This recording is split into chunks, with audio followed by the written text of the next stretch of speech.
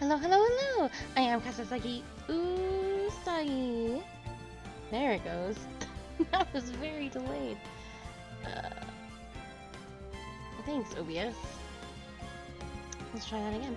Hello, hello! I am Kasasagi Usagi, and I am here with more Phoenix Wright, Ace Attorney, Justice for All. We have, I believe, are on our last case. From what I was told, only the first game has the DLC. So, last case. What do I remember about the last case? Oh yeah, more Steel Samurai stuff. Well, not quite. Matt and Garde and Tickle. Well, at least we were able to get Mr. Matt Angard as our client. And we know that he didn't do it, which is very important. So now what should we do? Well, the trial is tomorrow, and we only get this one chance. There's only one way to prove Mr. Angard's innocence. We have to find the real killer. Okay, then let's start looking. Oh, I thought it was trial. We could have probably done this yesterday.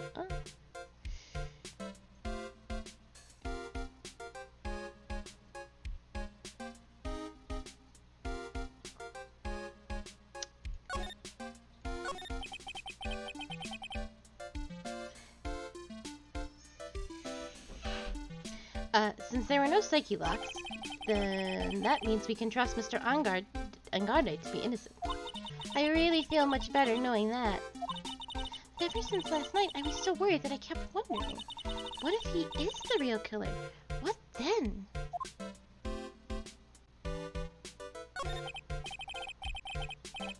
Hey, I have something I want to ask you, Pearls. Okay, what is it? Why are you so interested in how Maya and I get along? I mean, she and I don't have anything special going. Huh? What do you mean? But I thought you and Mystic Maya were... I have been mistaken all this time? No way. She really wasn't kidding. Pearls actually believes Maya and I are...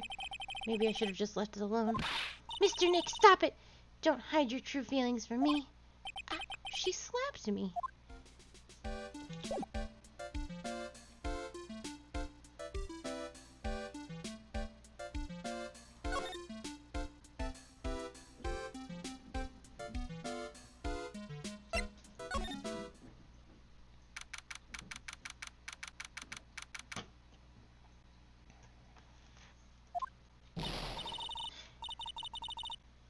Oh God, I knew she was coming. I didn't think so soon. Let me fix my voice, because I already feel it crumbling.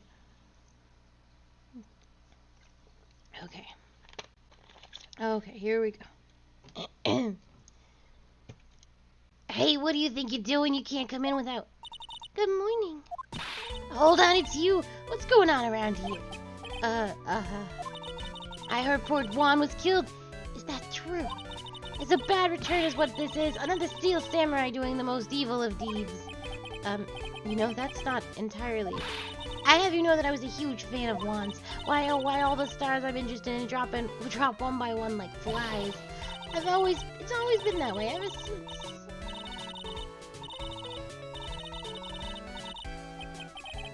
Actually, I wanted to ask you about the murder and what happened. Huh! Don't push me, boy. Mr. Nick? I couldn't hear everything she said because she was talking too fast. Miss Oldbeck, could you please speak a little slower? Don't boss me around, you spiky-haired smarty pants.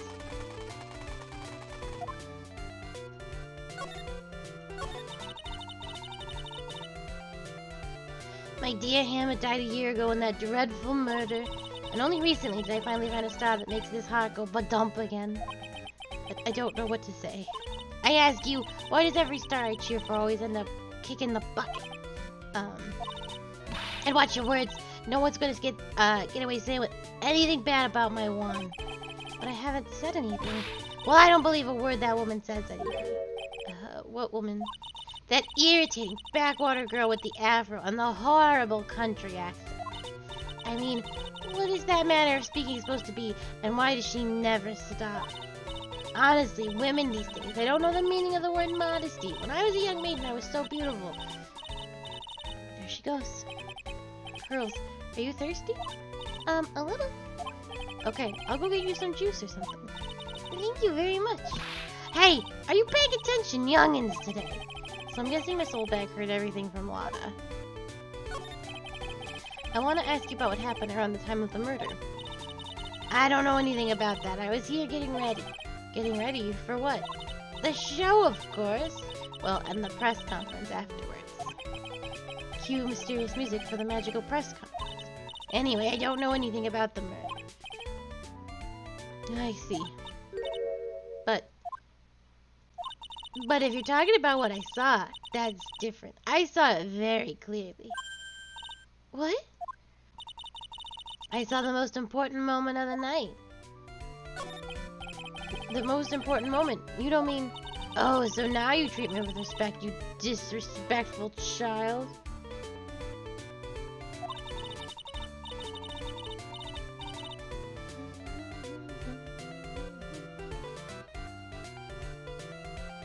Oh, so merry.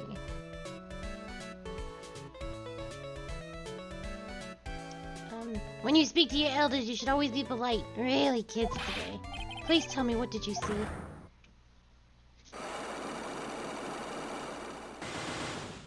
Holy shit. The murder last night was gruesome, wasn't it? But then, what murder isn't? Please don't stray onto another tangent. Please. If you want to hear more, then show your respect and bring this lady a present. Oh, Jesus.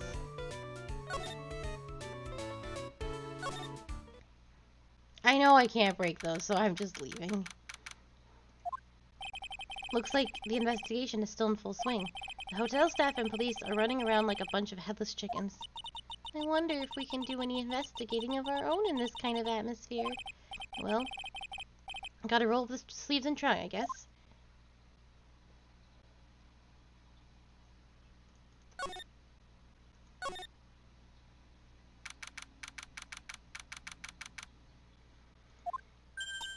Hey, you're there!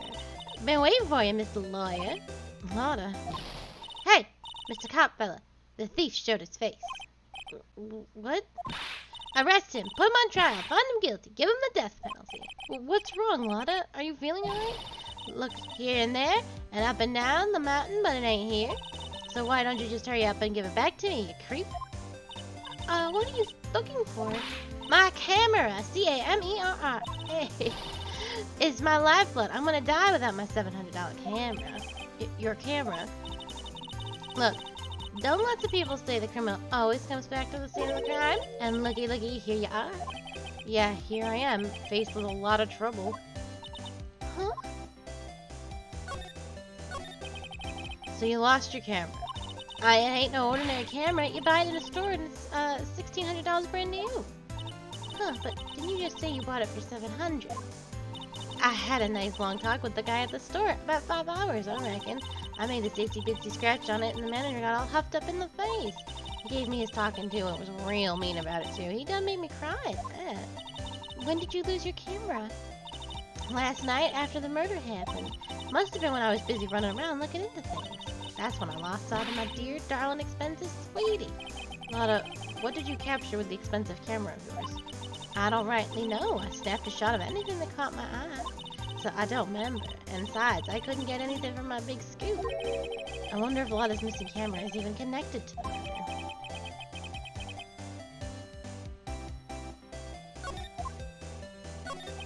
Lotta, please tell me what you know about what happened at the time of the murder. Well, from before the ceremony last night, I was hanging around in this area. Yeah, actually, I was here until the time Mr. Ungarde was arrested. What were you doing here? You sure went to school? You sure you went to school, city boy? Wherever a lot of heart goes, there's a story to be found. A big scoop to be had. A big scoop? I told you before, I'm gonna be the best tabloid photographer this world's ever seen. Reckon, of course, that means I'm always looking for the perfect shot. I wonder what scoop she was after this time. Although I was also on the lookout for the other stars that were here. So maybe I wasn't here the entire time. Lotta, are you sure you weren't here the entire time? So you could take a picture for your big scoop? Well, maybe I was. But that's what real journalists do. I got some juicy inside info, so I thought to myself, why not get a picture for proof? What kind of story was it that you would hang around here? Oh my god.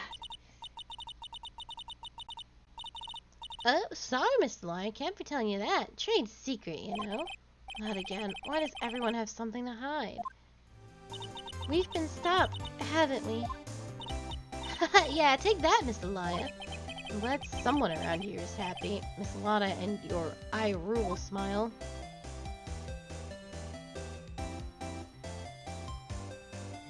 I also probably can't delete this one.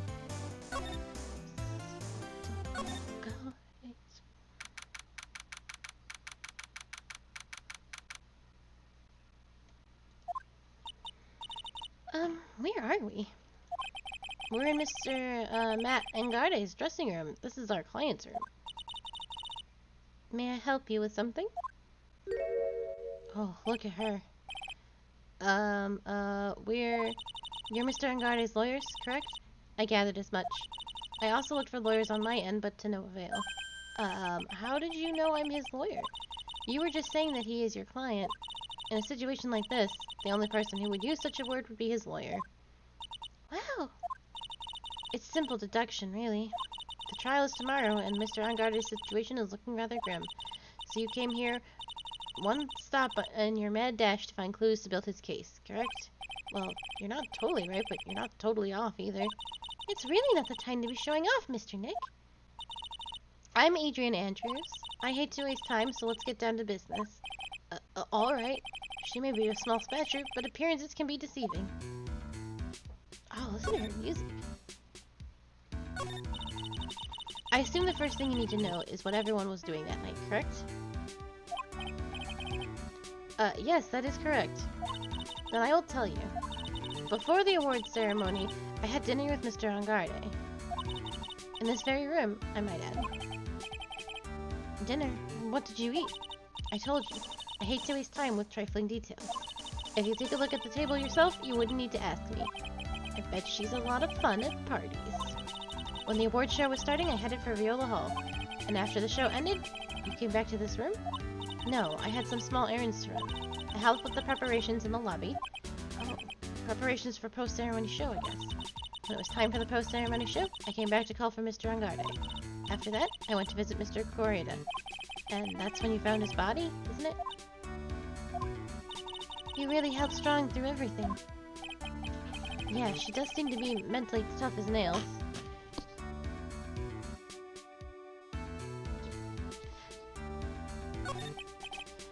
So about you and...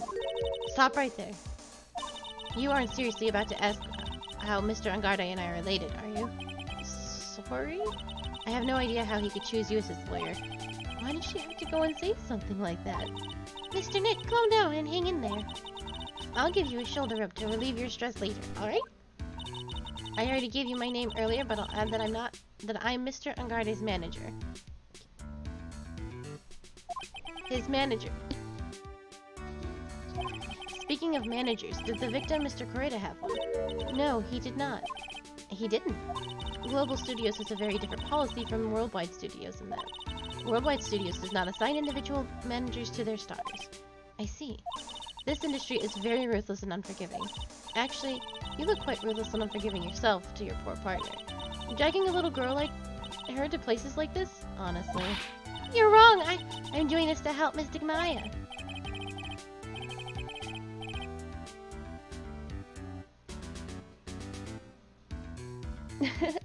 Man, we've all been there.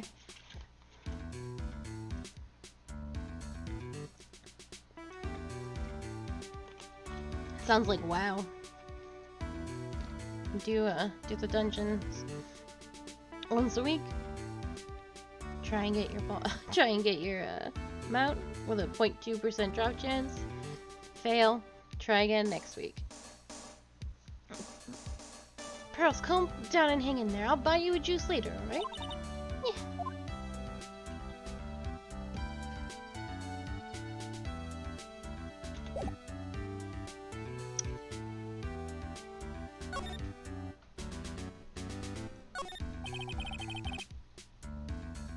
That's the bedroom over there. That's a bed? Wow, they have really big beds here. There's some samurai-looking clothes on the sofa here.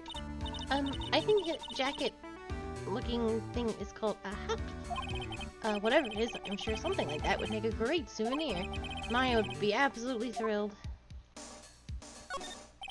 It's probably Mr. Angarde's suitcase.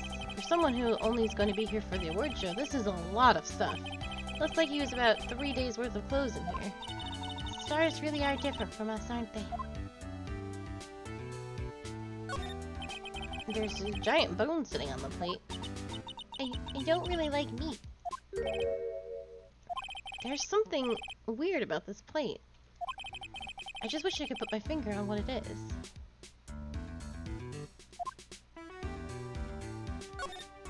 Looks like dishes left over from dinner. A dinner for two at that. I'm sure they are Mr. Angarde's and Miss Andrews' plates. I did. It was that red-haired girl, Eenie Meenie, and she was being helped by, Maya's aunt. Because Maya's aunt wanted Maya out of the way so that Pearls could become the next master. And with Eenie Meenie, it was something weird where she wasn't really Eenie Meenie. She was actually the sister who really did end up killing all those people at the hospital by accident. And then when she got into the car crash, her sister died.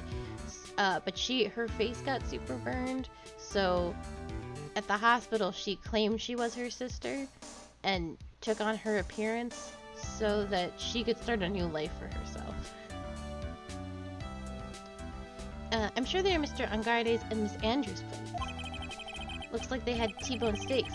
What's with Global Studios and T-bone steaks? I was thinking the same thing.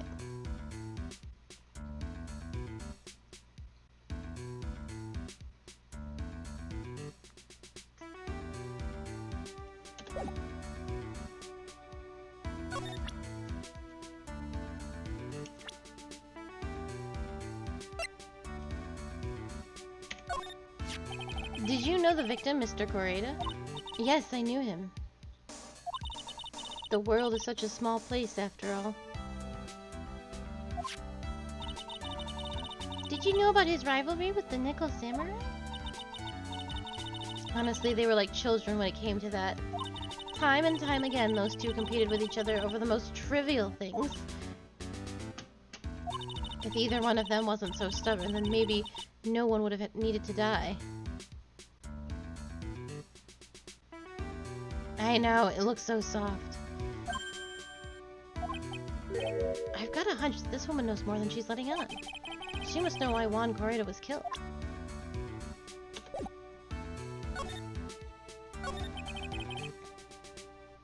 Do you have any ideas as to why Mr. Correa was murdered? Why would you ask me about such a thing? I'm just doing my job. So do you have any ideas?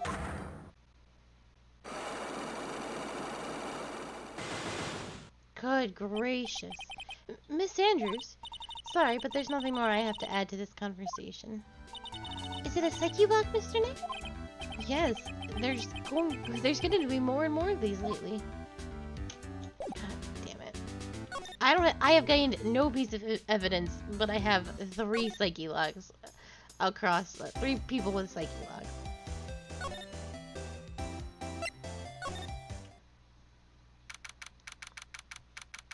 Oh, look at all them bears. Mr. Nick, where are we? We're in Juan Correa's room, Pearls. Mr. Correa, the victim. Which makes this the crime scene, too. Oh, it's you! So what happened? The kidnapper? Has he contacted you again? Not yet. He probably won't until we win Mr. Angarde's acquittal. You doing okay, pal? Hanging in there?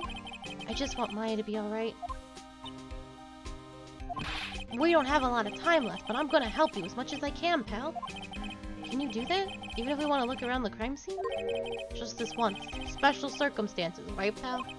I'll even tell you everything I know, but you've got to keep quiet.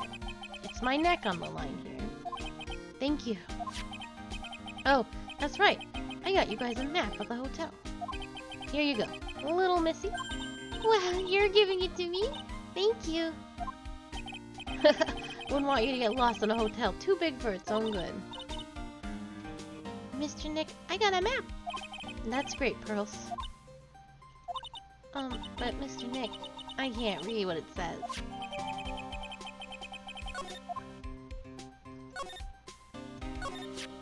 Do you know, what was the cause of death?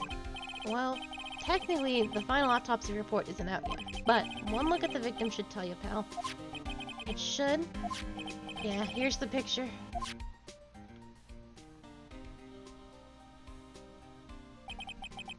There's a knife in his chest. A butter knife. Yeah, pal, that's the murder weapon. A butter knife. Yes. So he was stabbed to death? They're looking at the fingerprints out at the lab right now. There were fingerprints on the knife? Yep. And it looks like they're pretty sure they're Mr. Angarde's prints, pal. That's bad. Real bad. Oh, that's the knife from the other room. So Phoenix said there was something wrong with the plates when I looked at them, but he didn't know what. And I didn't say anything, but there was a knife missing on the one plate. Oh, what anime? What anime are you gonna watch? Why was Mr. Angarde arrested? Because we had evidence on him. Evidence. It looks like the victim, Juan Correa, really put up a big fight. Yeah, one look at the crime scene, you can tell. There's signs of a struggle everywhere. Well, yeah. During the fight, his button came off. Mr. Angarde said something about a button. Something like one of the Jammin' Ninja's buttons got caught in his hakama. But that's not all. What? There was a witness, pal. A witness? Who is it? That lady, Miss Oldbag. Please, anyone but her. The prosecution has plenty of evidence to make a solid case. Not to mention there's something around where the Vic was just a little off. Something that's a little off. As in?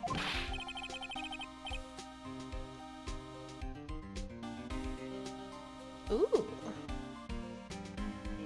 Hell yeah, that sounds fun as hell. As in, that's for you to figure out, pal. Alright, let's try and figure it out, Mr. Nick.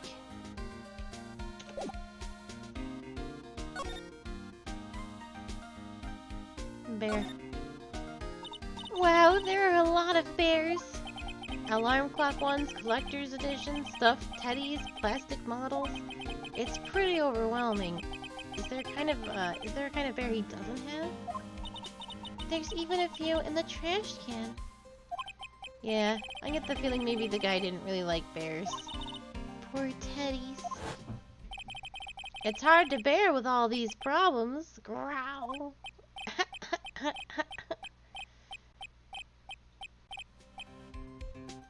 I don't think I want to bear with the trauma that the last case caused me. What's wrong, Mr. Nick?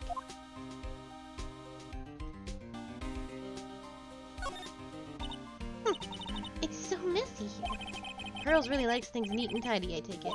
And there are a lot of electronic things in here that I've never seen before. Hey, Mr. Nick, tell me what they are. Pretty please? Okay, that over there is a watch. You wear it on your wrist. I know what a watch is. Oops. For a second there, I forgot I was talking with Pearls, not Maya.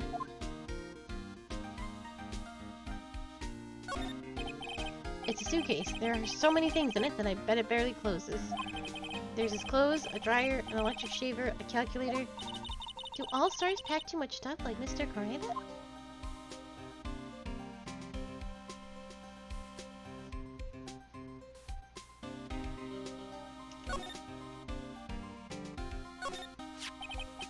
This is a guitar case, I guess. A little beat up, but still usable. There's blood on it. My god, there's blood everywhere. That's strange, the guitar's not here. Maybe he forgot to bring it to the show? But Mystic Maya, she said the bright red guitar was Jammin' Ninja's signature item. That's true. Huh? This guitar case is wet, but it's only wet on the top of the lid.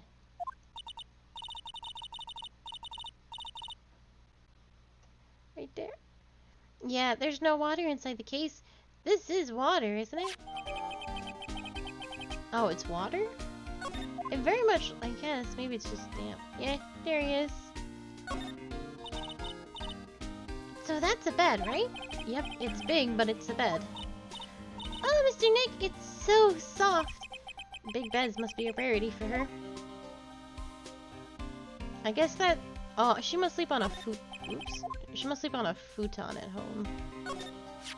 It's a beautiful wine glass, and there's tomato juice in it. Ew, tomato juice. I don't really like it much. There's a bottle of it on the table over there. That's probably where this came from. But it doesn't it seem weird? What seems weird? I mean, everything else is scattered all over the floor. I was about to say that. She's right. The flower vase was broken, and the makeup is strewn everywhere. Why is the glass the only thing still alright? Because it was poured after. Bottles of cosmetic are scattered all over the floor. This is probably where Mr. Coretta fought his assailant. Where are these bits of glass from? A flower vase, maybe? There are flowers on the floor, but I don't know what they are. I don't know much about flowers. Do you, Mr. Nick? They're roses, Nick.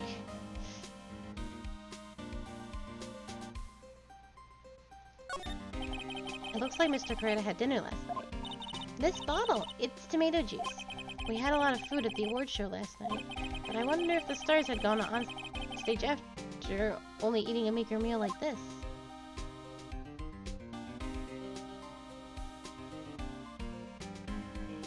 I guess that's everything.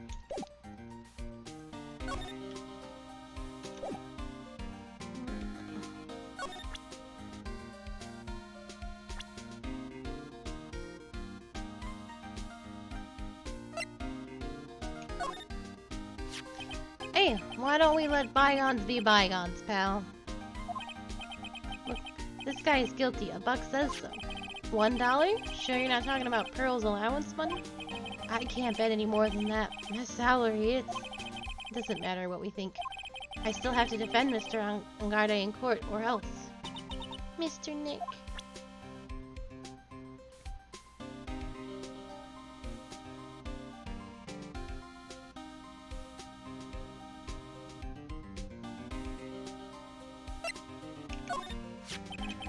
I'm not a real fan of action shows or anything, but I know who Angarde and Matt Angarde are.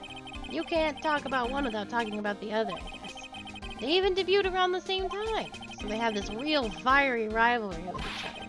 Kinda like you and me, pal. I never knew he thought of me as a rival.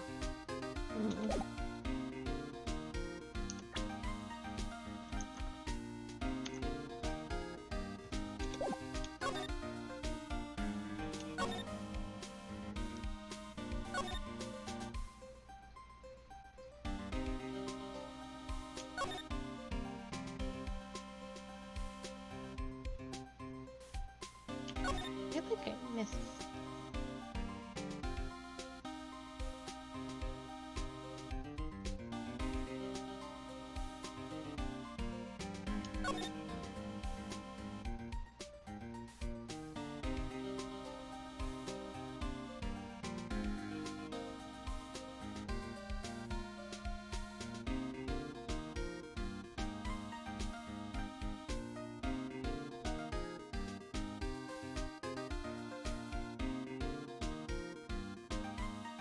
Well, Gumshoe did say he'd share with us everything that he knew.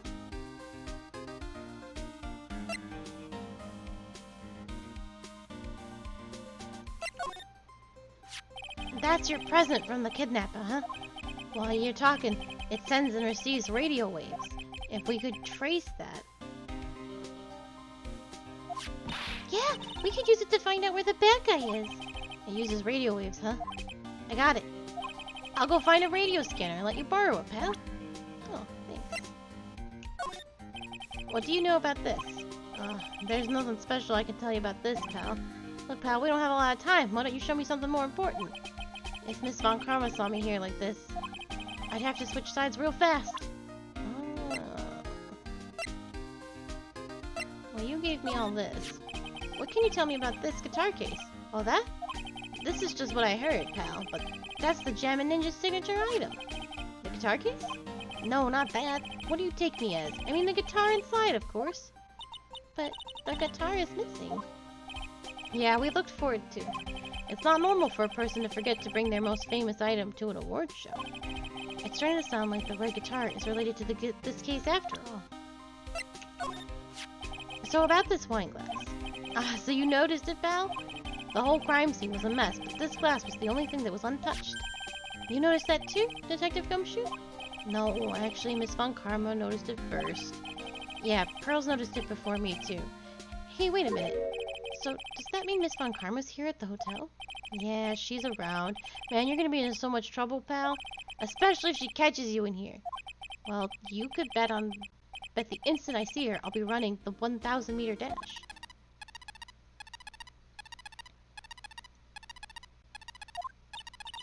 What's that beeping noise, Mr. Nick? I've heard this sound somewhere before. It's Miss Von Karma. Huh? For some reason, whenever I hear that sound, she pops out of nowhere and whips me. Come to think of it, that's exactly what happened the last time. Sorry, I gotta make myself scarce. Later, pal. Oh. At last, you reveal your true nature. Mr. Phoenix Wright. Ooh, would it be too much to ask you to be nice to me for a change? So you're the type to steal information from pitifully hopeless detectives. That's very dishonorable of you. Hey, don't you dare run away, Scruffy McTrenchcoat. Oh. I didn't think the detectives of this country could be this pitiful. Oh, detective, come over here for a second. Oh. Gumshoe doesn't deserve it.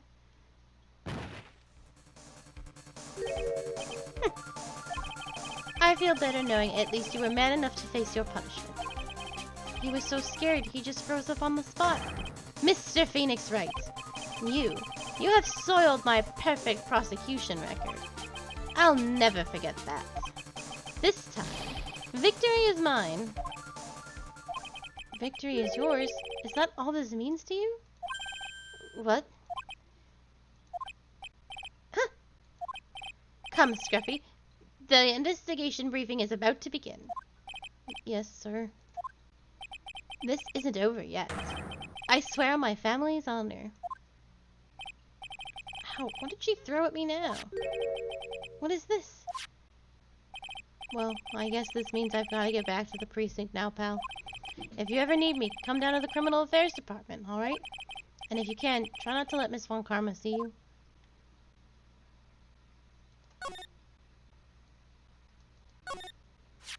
Mr. Nick, what's this piece of paper? It's called an autograph. Autograph? The paper's got Mr. Correda's name written on it, so it's his autograph. I can't read it at all. To be honest, I've never seen writing that looks like this. It's a special way of writing called cursive. Look here, see how it says "To my dearest Wendy" in normal letters here? This sloppy, unreadable writing. It's crazy and cruel to give this to someone. Hold on. Wendy. I've heard that name somewhere before. Come on, Phoenix. Pull it together. Oh yeah, she can't read, even in cursive. This small child has no idea what letters are. We have taken her from her home, do not allow her to go to school, and this poor girl cannot read.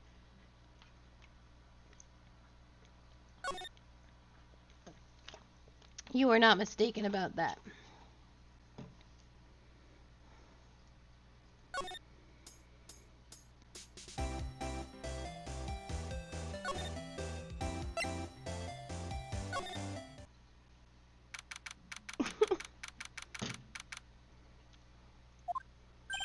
Oh, Mr. Wright, how are you? Ah, Mr. Powers, have you been here the entire time? Yeah, people connected to the murder aren't allowed to go home, let alone leave. Can you tell me a little more about the Nickel Samurai TV show? Okay. The Nickel Samurai is an action hero program aimed towards kids. It's the sequel to the Steel Samurai. I see. This time, there are 3 samurai brothers. Aluminum Samurai, Tin Samurai, and of course, the Nickel Samurai. It's a Love Y in Neo-Old Tokyo. I see. Wait, a love what? A love Y. The girl, Sayo, works at the tea shop, and all 3 guys fall for her at the same time. Oh, I guess the Y shape is like the 3 brothers colliding over this one girl?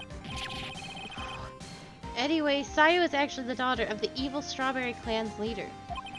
Sounds like an unusual situation, like Romeo and Juliet ×3. My Strawberry Clan?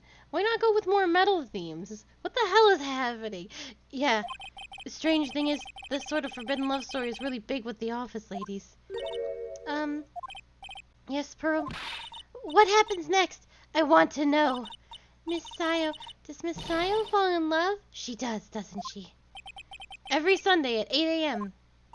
I'm going to stop watching Kids Masterpiece Theater starting this week.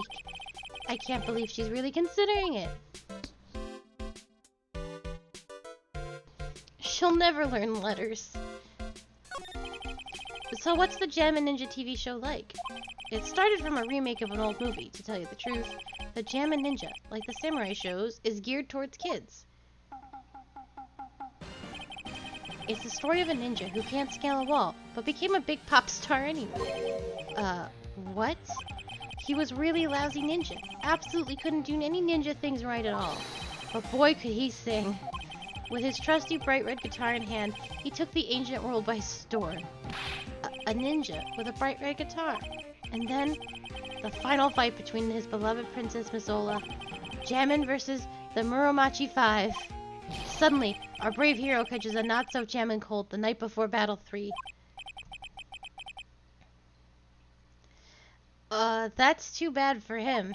Yeah, but this kind of pop music-based love story is something high school girls really like. Yes, Pearl? What happens next? I want to know! The Jammin Ninja, will he be able to sing? What about Princess Misola? Every Sunday at 8 a.m.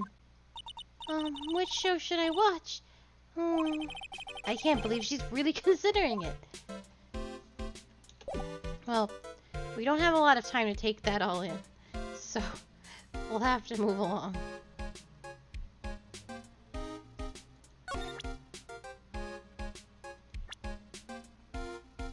There's been a lot of profiles showing.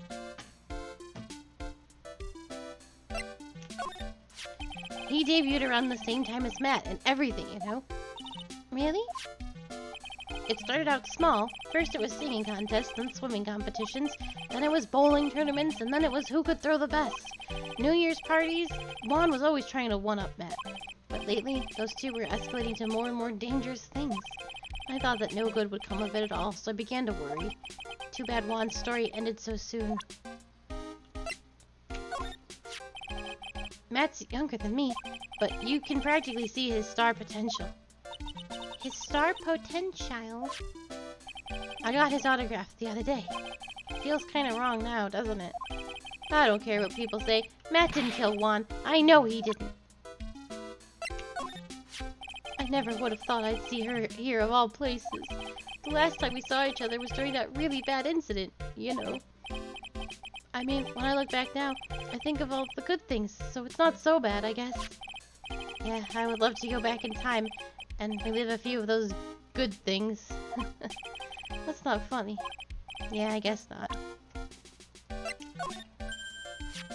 Hey, that's Miss Andrews. She's Matt's manager.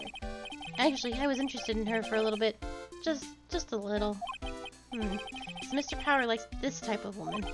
What do you know about Miss Andrews? Well, see, here's the thing. I don't really know her. You know? There's sort of a small rumor going around about her right now. A rumor? If you're interested, I'd be glad to share what I know. He's so happy he looks like a lion that's just found his next meal. Tell me about the woman. Would you mind telling me about this gossip? Ah, so you are interested in it. I figured you would be. Yeah. I have such a weakness for celebrity gossip, too. Oh, really? You do, huh? Yeah, so take a look at this. Looks like a tabloid Miss Oldbag would read. Alright, let's see here. Jammin' Midnight Rendezvous. To the mysterious yet beautiful manager, to the stars, Miss A.A. You see now, don't you? What? You can stop pretending to be in the dark, Mr. Wright. Juan Coretta didn't have a manager of his own. Which means, if we're talking about a certain manager with an initials AA. Adrian Andrews? Yeah, exactly. This is big news. But it seems kind of odd that woman, Miss Andrews, together with the biggest rival of her client? It's that wonderful thing that can only happen between two people. Mr. Powers looks so happy. Pearls is just following along, not having any idea as to why he's smiling. Well, that's the saying going. One man's garbage is another man's treasure.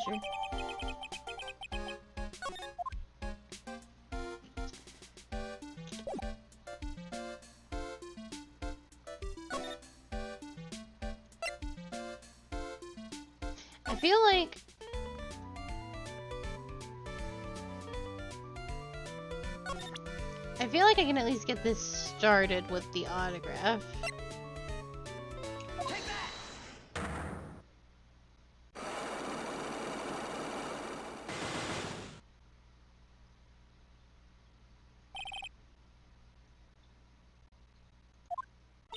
Alright, I'll be honest with you for now. Then please tell us what you saw. But, what a waste. And here I have a perfectly good chance to have a little fun at you youngins' expense. I am a little devil after all. Doesn't that imply you aren't a good person? Alright, I'll give you what you want.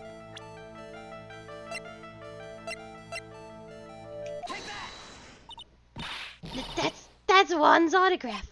Yes, it is. And it even says, "To my dearest Wendy" on it. That's me, right? Right? My name is Wendy Oldbag, so that Wendy has to be me, right? Well, it may say Wendy, but somehow I don't think Juan had this Wendy in mind when he signed it. Oh, please give it to me. Let me have it, please. I can't let you have it just like that. Yes, I know. And how about an exchange? Okay. Wow, she must really want that autograph. My offer isn't good enough for you? Fine, Mr. Wright, you win. Wendy Oldbag, ready to open up her heart. All for my dearest Juan. Alright. That's a lot of work that I don't have to do.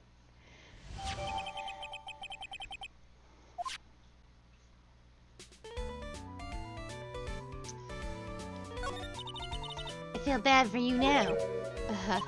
I tell you, I saw him that night. I know, the mod's the hardest one in the whole game. I saw him coming out of Juan's room. You're kidding. Oh no! It was about 10 minutes before Juan's body was discovered. It was just a coincidence. I was on my way to the toilet, minding my own business. And, did you tell that to the police? Well, of course. I thought I could get a gift certificate or two out of it. Maybe more. Gift certificate? I've been recruited again for the part of this trial.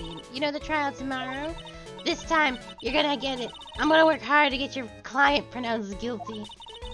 But Mr. Engarde hasn't done anything bad. I don't care about details like that. I know he did my poor Juan in. I just do. The yellow-bellied chicken. A yellow-bellied chicken? I wonder what that would look like. I trust my senses. I know when someone did something bad, and I say he did it. What did Miss Engarde ever do to her to deserve this? I know, she's like, I don't care. Hang 'em all. What did Mr. Engarde do to you to make you so... You don't know? That guy, he framed my Juan. He created that scandal that plagued poor Juan. Mr. Nick, What is it? What is a scandal? Oh, I'll tell you about it after we get home, okay? Poor Juan, led astray by the wiles of that vile temptress. Mr. Nick, what do vials and wild temptress mean? Ugh. How about we just listen to what Miss Oldbag has to say for now, okay, Pearls? So, Miss Oldbag, who is this woman you're talking about? Adrian Andrews, of course. Who else? That guy, he shoved the girl into Juan on purpose. His own manager. But why? I thought lawyers were smart. It was to create a scandal to make Juan lose face. That girl drove Juan into a scandal that dragged his reputation through the mud. Sounds like a pretty standard definition of a scandal to me. Why do you know about that anyway, Miss Oldbag? It's one of Juan's... As I'm one of Juan's biggest fans, I'm always out there gathering information. There's nothing I don't know. And do you have proof that Mr. Angarda did what you say he did? Next was issue of a certain magazine says so. Ugh, of course, a tabloid. Next week, doesn't that mean it's something people don't know about yet? Why would Miss Oldbag have information like that? And where did she get it? Boy, oh boy.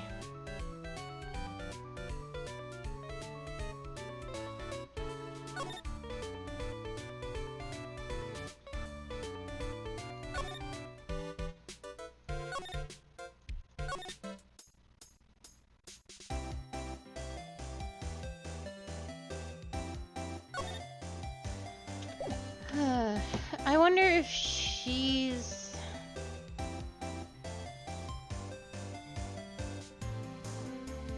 What are we trying to talk about with you? Oh, the big scoop. Oh, okay. I think we can do hers as well.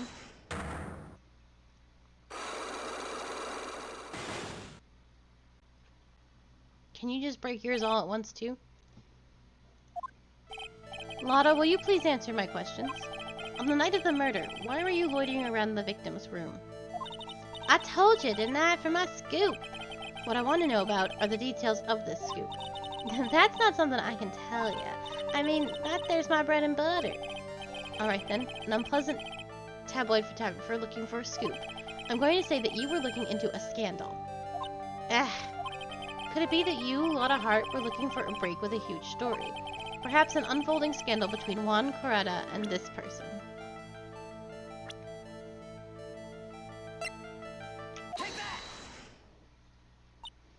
This woman, she's Adrian Andrews, Matt Angarde's manager. The Nickel Samurai's manager caught secretly meeting his rival, the Jammin' Ninja. It would be the hottest story of the season, wouldn't it? You're pretty good at guessing things, Mr. Lawyer. But you can't just make up any old thing and think it'll make the papers. You gotta have backup. Backup? Yeah. You gotta have that what's it called? News sauce. You mean news source? That's it. So show me something that shows that one guy had something with Miss Andrews.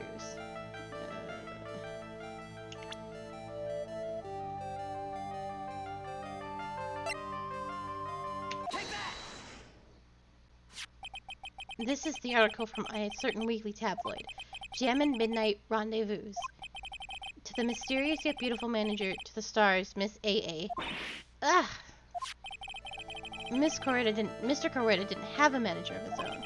What's more, his rival, Mr. Angarde's manager, Adrian Andrews. She has the initials A.A. You saw this article and then thought to take some pictures of them as proof. That's why you were looking around Mr. Coretta's door last night. Ah!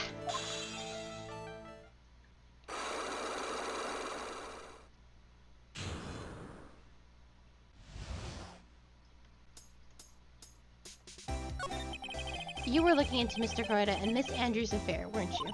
You got it! I was gonna get myself a scoop by catching him in a secret meeting. But there's already an article about it in one of the weekly tabloid magazines. It's no longer breaking news. What'd you just say? Her initials are AA. What kind of vague thing is that? They ain't no proof of nothing. People are gonna want to see real proof. Well, at least I do. So that's what I was doing. Getting photos. Oh. I'm gonna whip up the reader's interest with some gossip, and I'm a little misleading.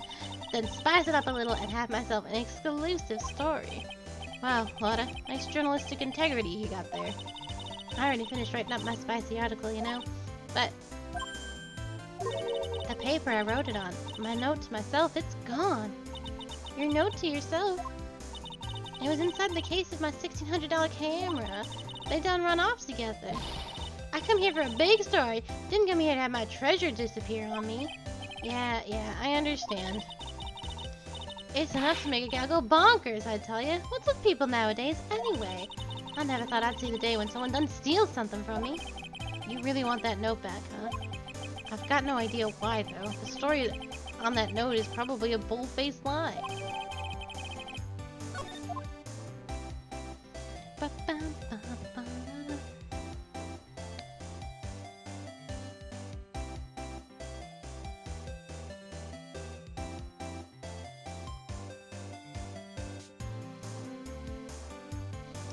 I need to take some aspirin first of all, and then I need to, I think, aside from Adrian,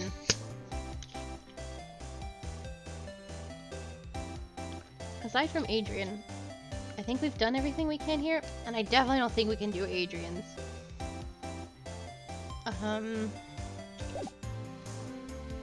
Gumshoe said we should come talk to him, so he probably knows more. Maybe, allegedly. But we're mostly done with people. Blue Badger.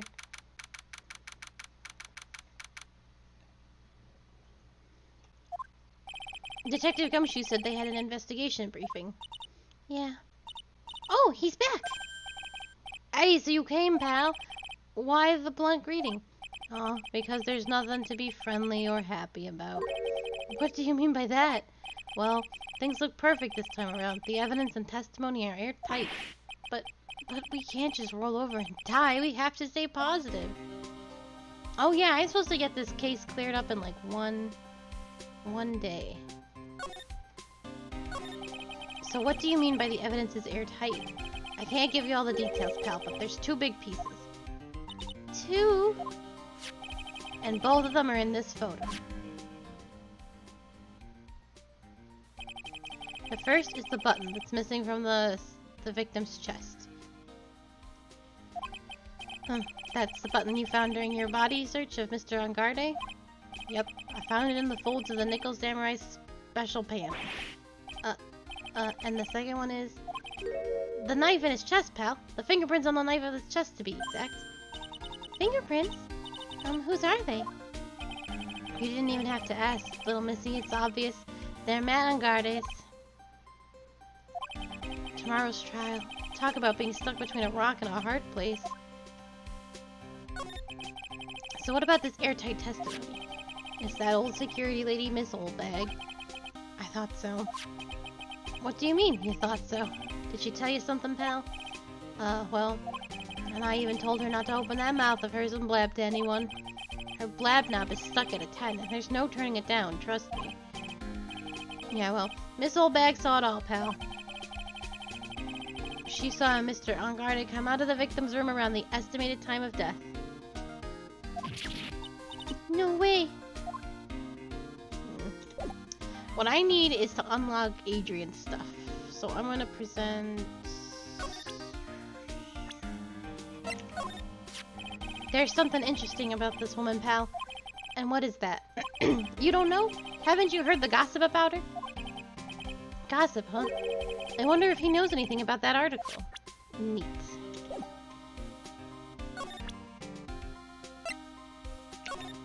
Oops. We're pretty interested in this bit of gossip ourselves. The scandal with Mr. Correda, but why?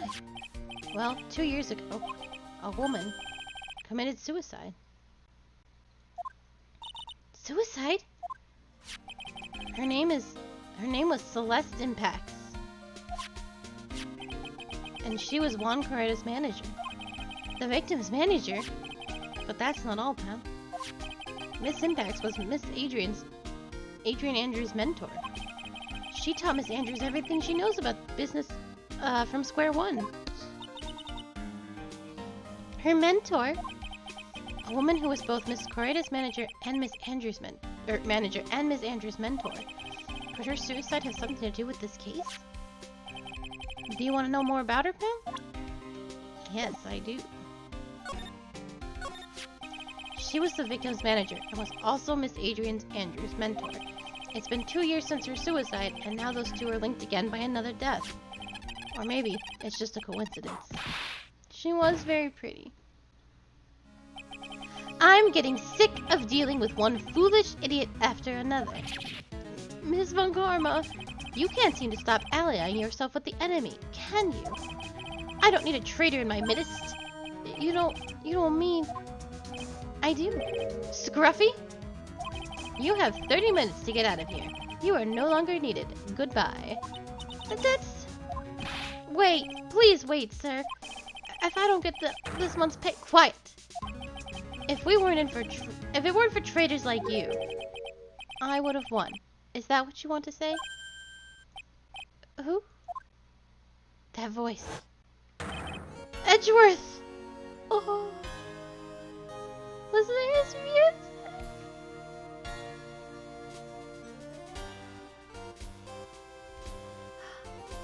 There he is. Not dead, like we all talked about constantly. It's been a long time, right? This person, this is Mr. Edgewoooooorth? What am I going to do with you? You have a small child with you. Still blaming other- Oh, we're talking about Von Karma. Still blaming others when things go wrong. Look at that face! You haven't changed a bit, Francesca. You! How dare you show your face to me without a shred of shame upon it? You soiled the Von Karma name, dragged it through the mud. You even ran away with your tail between your legs like an ill-bred dog you are. Are you talking about the Von Karma family creed? To be perfect in every way. Then let's hear it, Francesca. How are things going? I hear you are having a rough time maintaining perfection in this country. You seem to be getting crushed under the weight of it all. That's why I came back. Keep your assumptions to yourself. I haven't given up yet. I won't lose. This case is mine, and I'll never hand it over to you. Never. Mr. Phoenix Wright. I will see you tomorrow, in court. It will be a clinical lesson on the meaning of total victory. Still the same wild mare she always was. Well, now we're alone. I feel like we have something to talk about.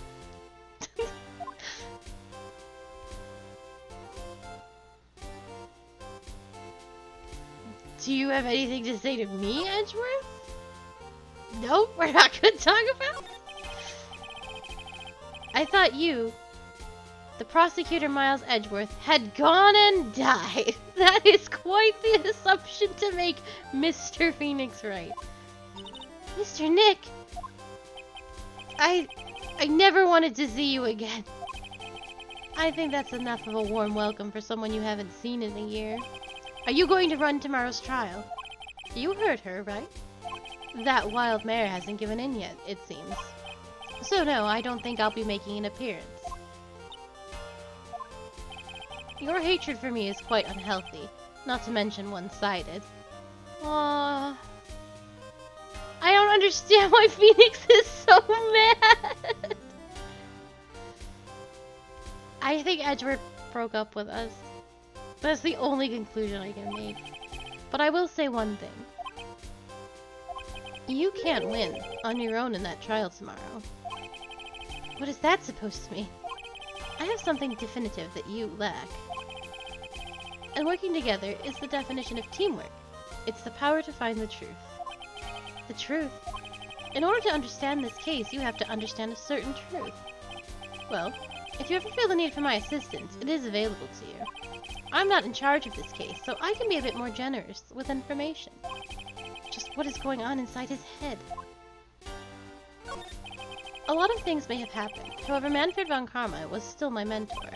And a perfect win record is proof of a von Karma. 1 year ago, you could not establish guilt in a few cases. Are those losses the reasons you suddenly disappeared from the prosecutor's office? I don't know. I think it was the attempted murder charge and then having a dead body in the back of his car. I think that was a lot of fucking pressure, and I think he needed a vacation, and it's not all about you, Phoenix. Jesus Christ. This man had one hell of a December and January.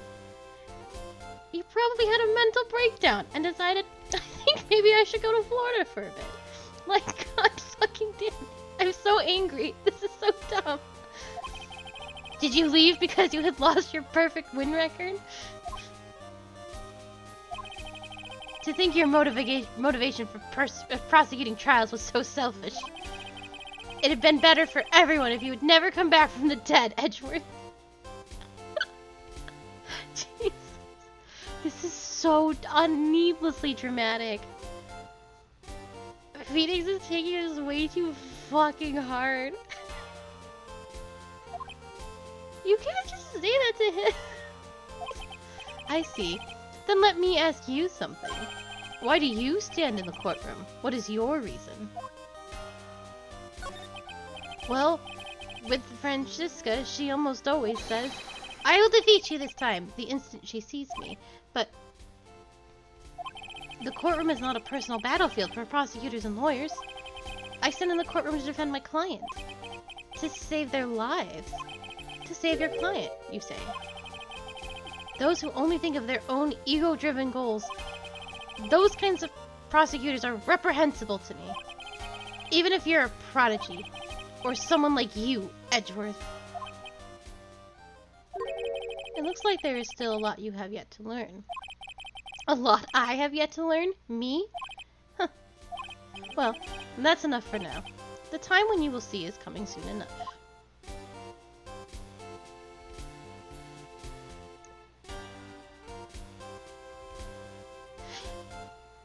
I don't know. If there was a time to, like, reveal why we're so mad, it probably would have been right here. My understanding is... So what? So, Miles Edgewoooooorth had the whole situation where his mentor tried to frame him for murder, and then found out that his mentor was a super huge fucking scumbag. Then he found out the truth of what happened, and that his mentor pretty much manipulated him. And then a month later, he had the dead body in his car where he was used by 2 other people that he really trusted. And I think Miles Edgewoooooorth left a note on his desk that was like, Prosecutor Miles Edgewoooooorth chooses death, and he was gone. And no, he didn't say anything to anyone, and he's just sort of like checked out. But what year is Phoenix Wright taking place in? Call. Do a phone call. Send an email. I feel like if Phoenix had reached out and been like, you okay? I feel like an email probably would have been sent back. It was like, yeah, I need some time because I've had a couple of months and they've been really hard. But I don't think he reached out and just assumed that Edgewoooooorth had killed himself and was like, I hate Edgewoooooorth forever now. And he's only been gone for a few months. What is this, July? Oh no, it's December now. A lot of time has passed. Okay, so it has been like 11 months. But at the time, it was only like 4 or 5 months ago when this game started. Fuck.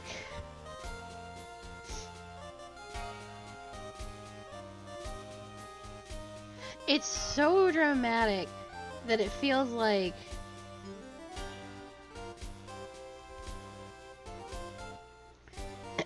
it feels like something else happened on top of it all. But I can't, it's just, he's so handsome. I love this man.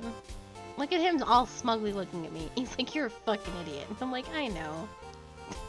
I'm really sorry. Okay.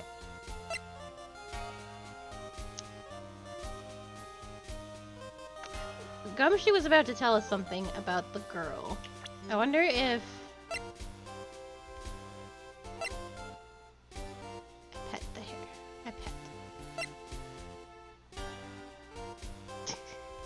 Maybe you shouldn't make wild, crazy assumptions. This woman is another key to solving this case. Do you really think so? She was Adrian Andrews' mentor a long time ago, but she was suddenly called away by a different show and became Juan Correda's manager. And then, a few months later, Celeste Impacts died. But her death was ruled a suicide, right? Yes. But there is still one riddle we've yet to solve. A riddle. Her suicide note.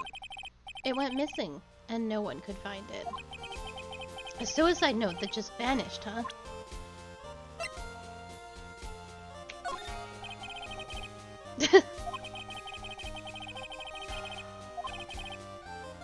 I want you to look at your picture. Okay. Excellent. Miss Impacts' death was most certainly a suicide. Of that there is no mistake. However, we could not find her suicide note. I should show him my badge. That's when the police began to suspect that someone had hidden it. That suicide note. But how do you know Miss Impacts had even written such a note? There was no solid evidence. However, we did find traces of ink on her right index finger, which means the likelihood of a suicide note is very high. But who would hide such a thing?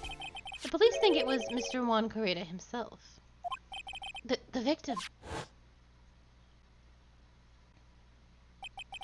He was the one who found her body, which makes him the only person who had a chance to hide her suicide note. Mr. Correda hid his own manager's suicide note, but why? As long as her note is missing, any speculation beyond this is meaningless. For now, I think you should look this over. This is the suicide report. Part 1, anyway. Part 1. Give me Part 2! You clown. I have no interest in talking about useless evidence. Put a little more thought into what you show me, Phoenix Wright. Still as stuck up as ever. I will not hear any bad words about Edgewoooooorth, and I will not hear any insults. I think Phoenix is being a big baby man. And I don't think we should be mean to Miles Edgewoooooorth. I am not a fan of this kind of bullying.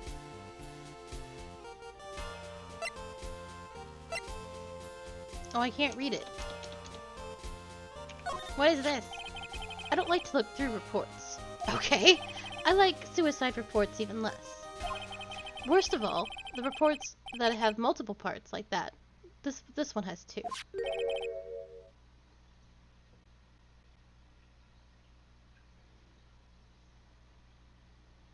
Two parts. What you just handed me is the first part of the report. Here is the second part. Why didn't you just give me them both at the same time? The second part of the report is about the attempted suicide. The attempter's name. It's Adrian Andrews. Miss Andrews? What did she do? She tried to kill herself? She doesn't seem like the kind of person to try and kill herself, though.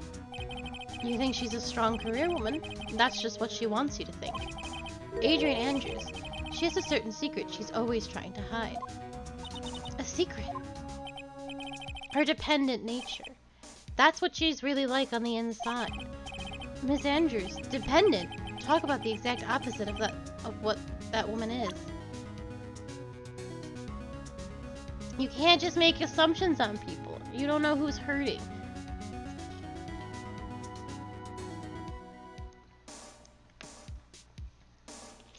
Some people need help, and it's hard to see.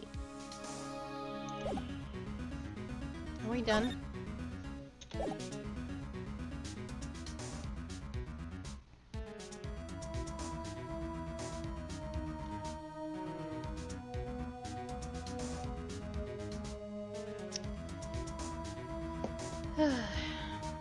I pet.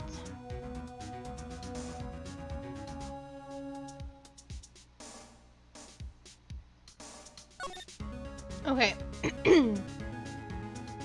But this, I think... Ugh. I think we can go talk to her now? Oh, no, I'm going backwards.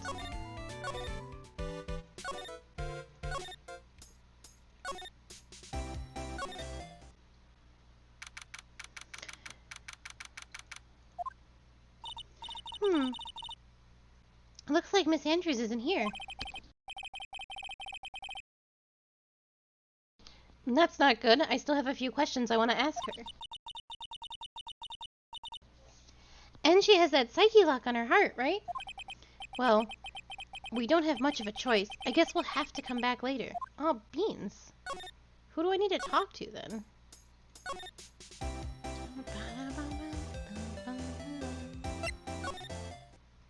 Nobody here.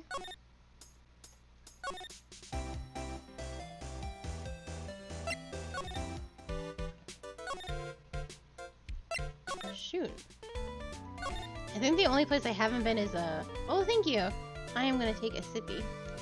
And the only place I haven't been is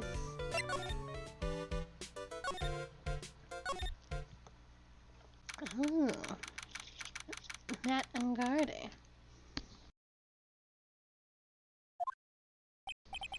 Ah, the lawyer. Ah, the lawyer dude. So what did you find out?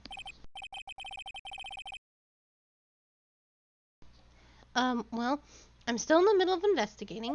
I see. But I've already told you everything I know, dude. Can you tell me about your activities last night? After I got the award, I took a break and went back to my room. I had that post-ceremony stage show to do, so I was in my nickel samurai costume, and you were alone the entire time. My manager was running around being busy, so yeah. Because of the press conference you were supposed to hold after the show. I told you, dude, I have no idea about any press conference, alright? That's strange. I thought the nickel samurai was going to confess something. Anyway, when I was leaving my room, that's when I noticed it was kind of noisy. Mr. Crido was already dead at that time. Yeah, that's what I gathered anyway from my manager. I'm beginning to gather that this guy can't do a thing on his own. And that's when the detective in the green coat showed up. He searched me, and then out of the blue, the dude arrested me. About you and the victim, Mr. Juan Correa. What sort of... That's got nothing to do with anything, dude. Man, with that face of his, you can't even tell he's the same age as me. And he wanted to try and make a Gem and Ninja movie, even though we all know it'd fail. The Nickel Samurai still won in the end, right? Yeah, I took the Grand Prix by storm. So why would I, the winner, have any reason to kill the guy anyway? Dude, you think it'd be the other way around, you know? Oh, Jesus.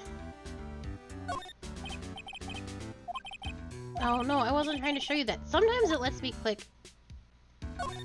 Oh, fuck. That's how I messed up the end of the circus. Okay.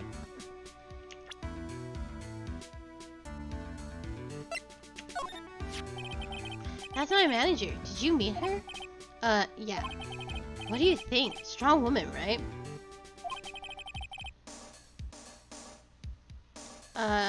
And she takes good care of me. You're such a mama's boy.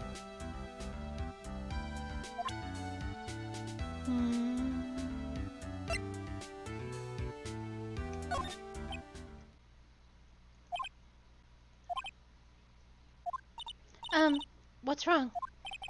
How much do you know? What do you mean, how much? Mr. Lawyer, I may be your client, but I hope you will keep yourself out of my personal life. No, I would never. Now, if you'll excuse me, I have a lunch appointment I have to keep. You're in detention! Who in the world are you going to eat with? The security guard? Mr. Nick? The Celeste Impact lady. Somehow, I get the feeling she is a very important person in all of this. Okay, good talk. Hello! I'm just stopping by.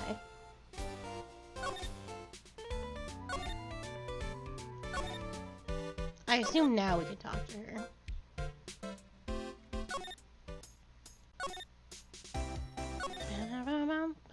No?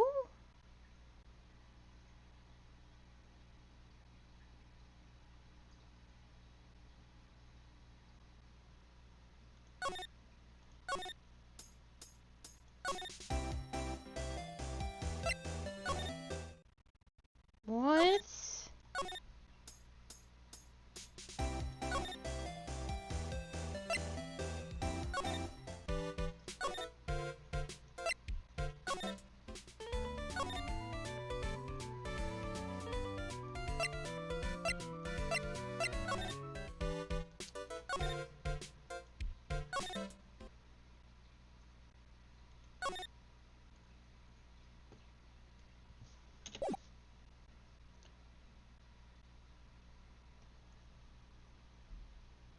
I have no idea.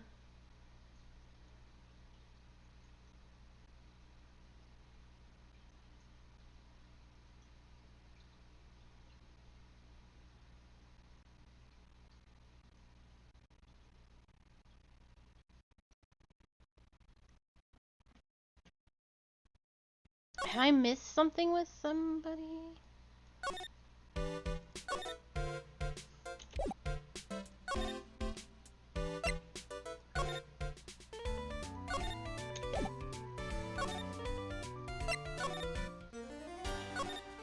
Off.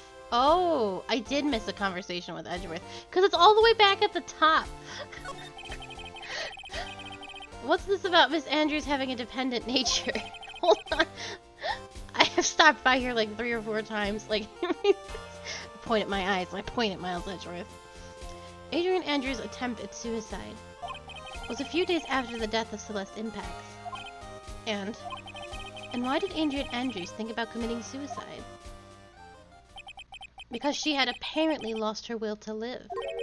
Lost her will? But why would she? Her pillar of strength, her mentor Celeste Impax, was gone forever. That's why. Why would that? Is this what they call following someone to the grave? After her attempt at suicide, Adrian Andrews started attending counseling sessions. She is someone who needs a person in whom she can trust absolutely. And once she finds that person, she'll do anything she can to keep them near. Without such an anchor in her life, her crippling anxiety stifles her ability to live. And that's the nature of her dependency on others. When Celeste Impax suddenly committed suicide, the world before her turned pitch dark. That's according to Adrian Andrews herself. Then that means her super confident attitude. It's all a facade. She's only copying her mentor's behavior to hold herself together. How terrible. Okay. Thanks for putting your friggin' question all the way up there. Dick move, Edgeworth.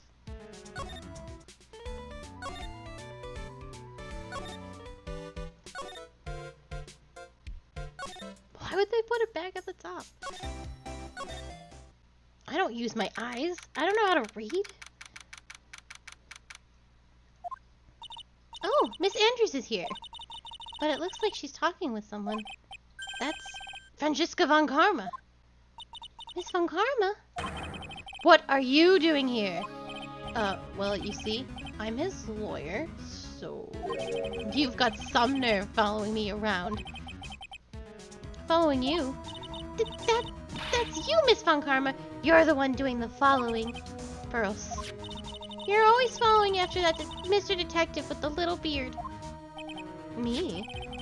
Following after Scruffy? Don't make me laugh. Let me show you something interesting, little girl.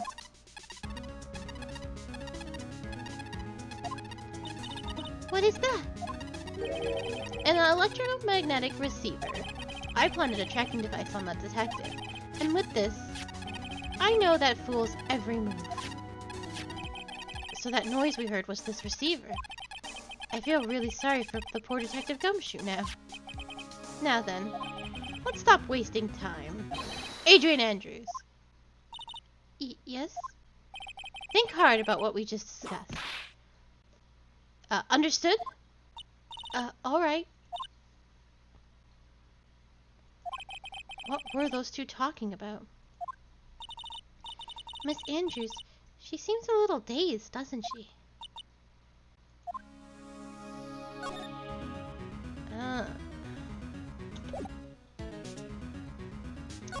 I think I can break it. I feel like I have gone as far as I can.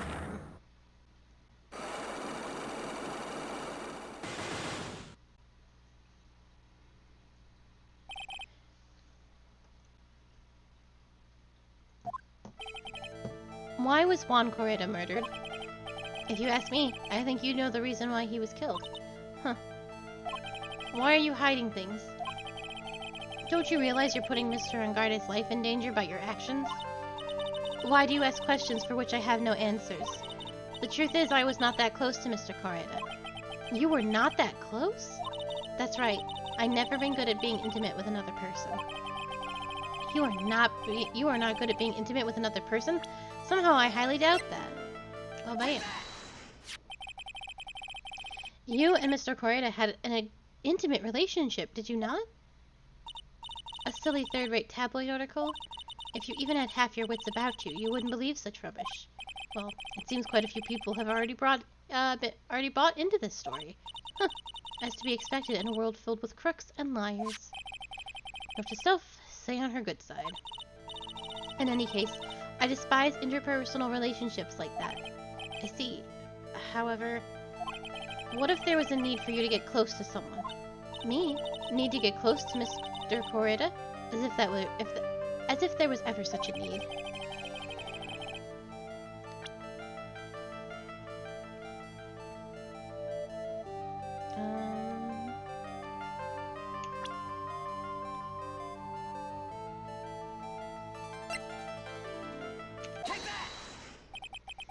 Celeste Impact, your mentor. How do you know about Celeste? Miss Impacts, she committed suicide, didn't she? But it looks like no one knows why. Right before her death, she was Juan Correda's manager. So I believe you got close to Miss Correda so you could find out more about her suicide. You have a great imagination. You may have a future yet as a slimy, muckracker for a putrid third-rate tabloid. Miss Andrews. There was no mystery surrounding her death. None. It would be pointless for me to force myself into a relationship for nothing. Is that really true? Was there really no mystery at all? I don't believe you were completely at ease with the way her suicide was resolved.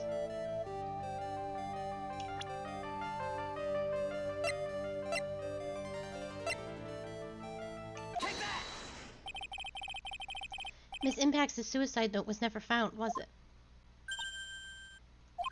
It looks like the police were under suspicion that someone had hidden it.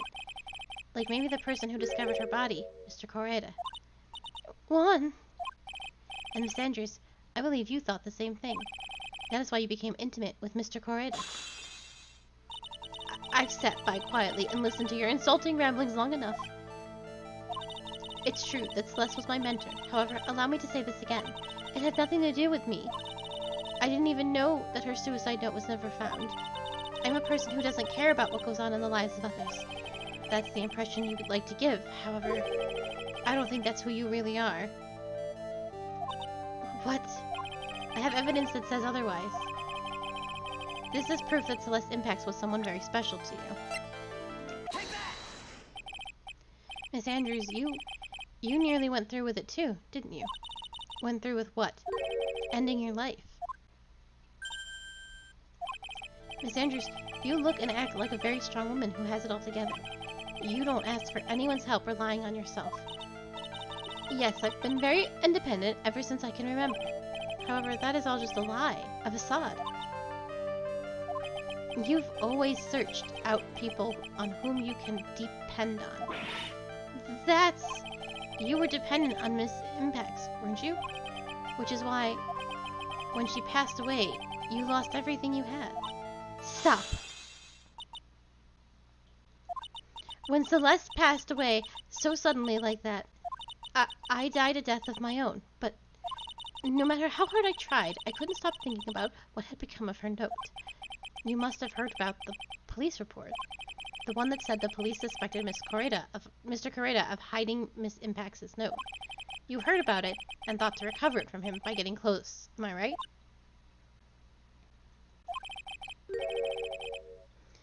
If that's the case, then everything changes. What do you mean? What topic did we start this conversation on again? It was why the victim was killed. Exactly.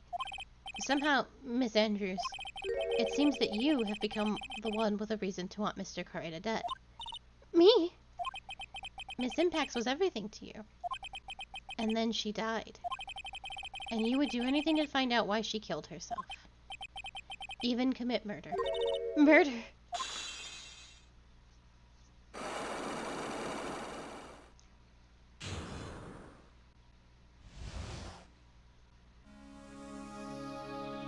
I genuinely don't think it's that simple. It's true, I am a woman who can only live in insecurity. I'm physically small and I don't really have a lot of self-confidence. I've pushed against all that, though. I've tried to live strongly. I never wanted anyone to find out the truth. Miss Andrews? This one thing, it's the one thing I wanted to take with me to the grave. It was my secret, mine and mine alone. I'm sorry. You probably think I'm a worthless human being right now, don't you? Please, Miss Andrews, all I want to know is the truth. After Celeste passed away, I heard that someone had hidden her suicide note. And that someone was Juan Carreta. Celeste, without her, I became scared. Everyone seemed like they were out to get me. So you got close to Mr. Carreta to recover her suicide note, correct? Looks like that tabloid reported the truth after all. Ironic, isn't it? Well, like they say, where there's smoke, there's fire. And if they purposely add fuel to the fire, they keep the celebrity world burning. But as for the suicide note, I didn't and wouldn't kill anyone for it. It just doesn't suit me, that's all. Well, that's enough for now. I have work to do, so I understand. Oh, I have one small favor to ask. My attempted suicide. I'd like for you to keep it a secret.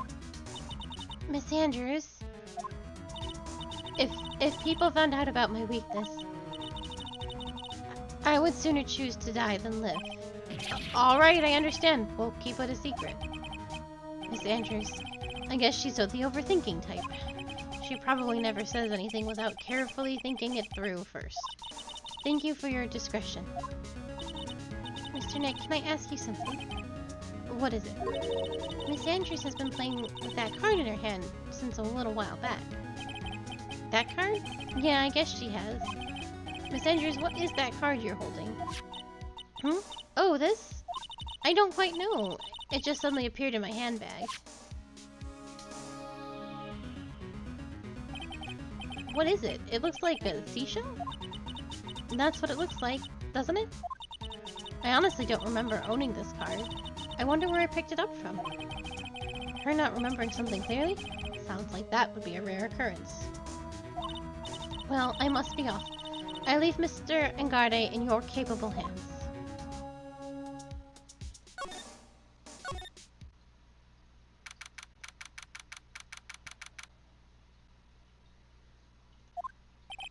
Well, I think we've gathered about all we can.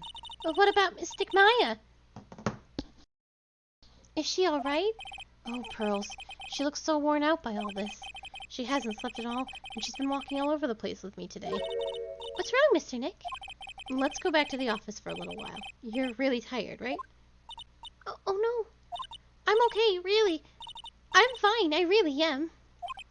You don't look fine to me. To the office.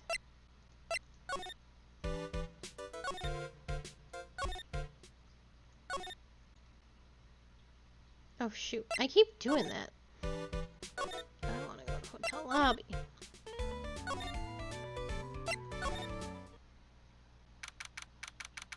Protect the small child. So what now? Well, we did find one thing out for sure.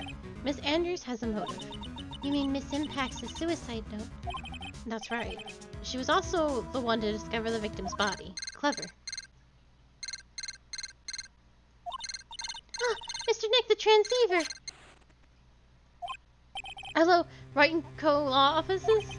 Mr. Attorney, you're not answering a phone. Maya! Where's Maya? As I promised, I have not gone within a few feet of her this whole time. Which is why I suppose she's absolutely famished. What? So I suggest you win a quick acquittal, my friend. At any cost. Wouldn't you agree? Wait, Maya, let me hear her. Very well. Ask Maya, is that you? Sis! Ask my sis! Maya, damn it! He cut me off. Mystic Maya said, ask my sis, didn't she? Sis? What does she mean by that? Come on, Phoenix. You're a hopeless one. Oh, so sorry. Mia! I have a message from Maya, so come ask me anything you want about her. Uh-oh. How's Maya? She's safe, for now. That kidnapper is one to keep his word, it seems. I'm glad to hear she's safe, but Mia, how did you know? As soon as she was locked up, Maya called for me. I read the note she left.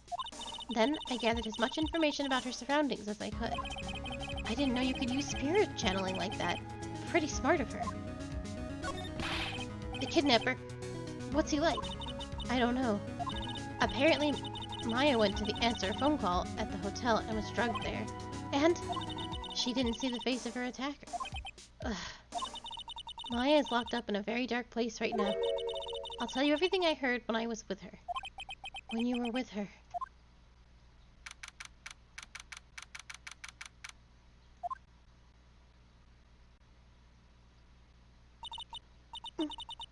I'm starving. I could really go for some apple pie. I mean, at a time like this, sweets are the only way to go. I have to stay positive. He promised he wasn't going to kill me. I'm not going to die. Sis, I wonder if you're with Nick right now. Drat, it's locked. But this door lock seems easy enough to open. On TV, a hero always uses a plastic card or a stiff piece of cardboard. Then click, they magically open the door. I wonder if there's a card like that around here I could use. Well, I see one right there, but we're gonna wait. There's all sorts of things piled up here, but it's too dark to see. What's this? It feels like there's a lot of glass bottles here, and they feel like barrels. I'll pass. Too bad I'm really hungry and not really thirsty. Yeah, all this juice. Huh. Someone dropped a card here. It kind of looks like a business card, but there's no name on it.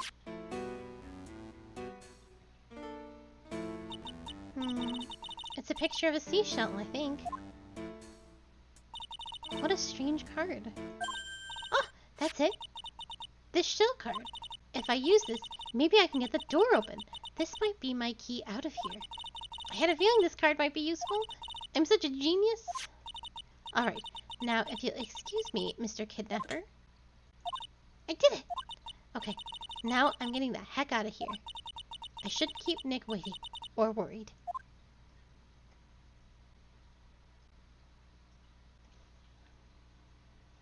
Oh, see, she's fine. She's just getting herself out. We don't gotta win.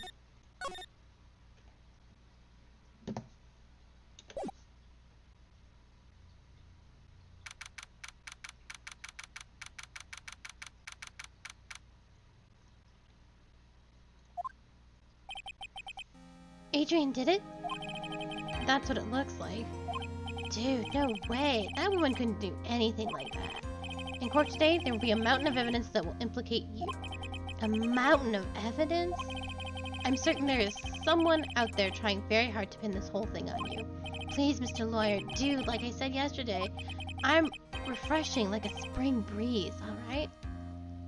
I hate this dude so much. I can't let any sort of scandal ruin that. I understand. Well, it's almost time. Mia. We must get a complete acquittal today. I know. But I can't focus on Maya's situation right now. Or Pearl's either. No matter what, I have to focus on winning this case by the end of the day. Indeed. Well, let's get going. him. This is Wright. Good morning. This is it, Mr. Attorney. The day of the trial. Maya, she's unharmed, right? Well, when I checked on her earlier this morning, she seemed a bit, how shall we say, tired. Don't worry. People don't die that easily. Besides, what you really should be concentrating on is winning today's trial. For my sake, as well as yours, you must win today's trial. Which is why I sent you a little present this morning. Present? What in the world would you want to give me? You'll figure it out once the trial starts. And even if you don't like my gift, I expect you to graciously accept it and win the day's contest, if you please. Oh, forged evidence? Hell yeah! Wait, it's gotta be some forged evidence. The kidnapper sent me a present? Mr. Lawyer Dude, who was that? No one. It has nothing to do with you, so forget you heard anything. Dude, did your nose just get longer?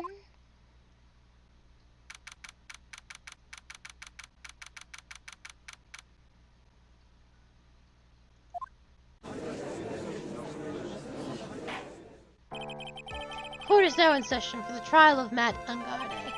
Are the prosecution and defense ready? The defense is ready, Your Honor. I say, Mr. Wright, what happened to Miss Von Karma? I don't know, Your Honor. Why are you getting mad at me? Your Honor, please be quiet, bailiff. Court is in session. If you must tell me something, please keep it brief. Now then, what is it? Prosecutor Von Karma has... Oh, I thought she was dead. I was like, oh. This morning, Miss Von Karma was shot by an unknown gunman. What? Shot? Somehow, I think this is the present that man was talking about. His present? Miss Von Karma is one of the top prosecutors in the country at the moment. If she were to disappear, it would be to your advantage. This is totally insane.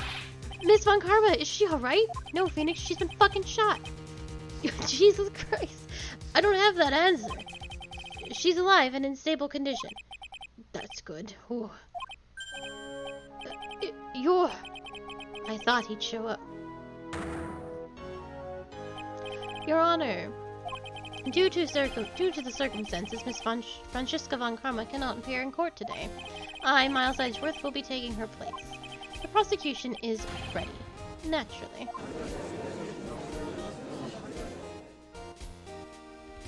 Oh, hell yes. Miss Von Karma was shot in her right shoulder and is currently undergoing surgery. Oh, just like her dad! Luckily, I have looked this case over and am familiar with the details. The prosecution seeks to prove the guilt of Mr. Matt Ungarde. The court acknowledges the prosecution. Right. I finally found the answer I was struggling for on my long journey this past year.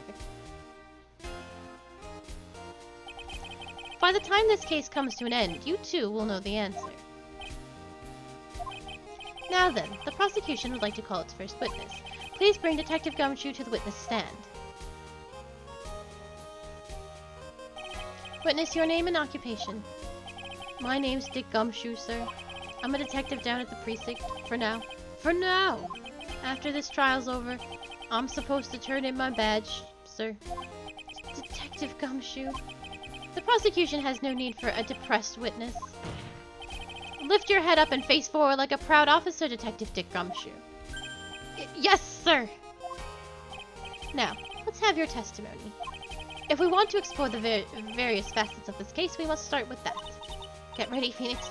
This is going to be one very rough fight. Yeah, it would have to be with Edgewoooooorth as my opponent. The answer he was struggling for. Interesting. Show me this answer you finally found, Edgewoooooorth.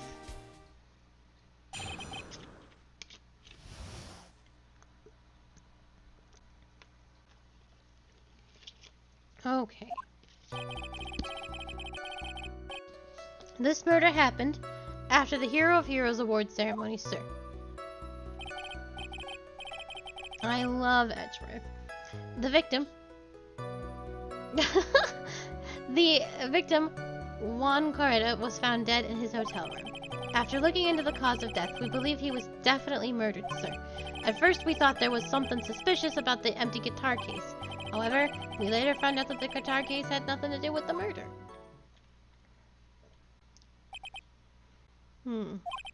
After the award ceremony ended, the victim was alone in his room? Yes, sir. Both the victim and the defendant went alone to their rooms, sir. I see. Mr. Wright, you may begin your cross-examination.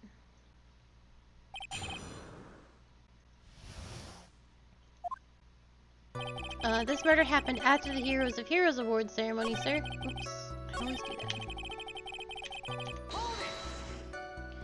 Would you please give us a brief timeline of what happened after the ceremony? Okay, pal. The ceremony started at 6 p.m. It ended around 8 p.m., and then there was a short break.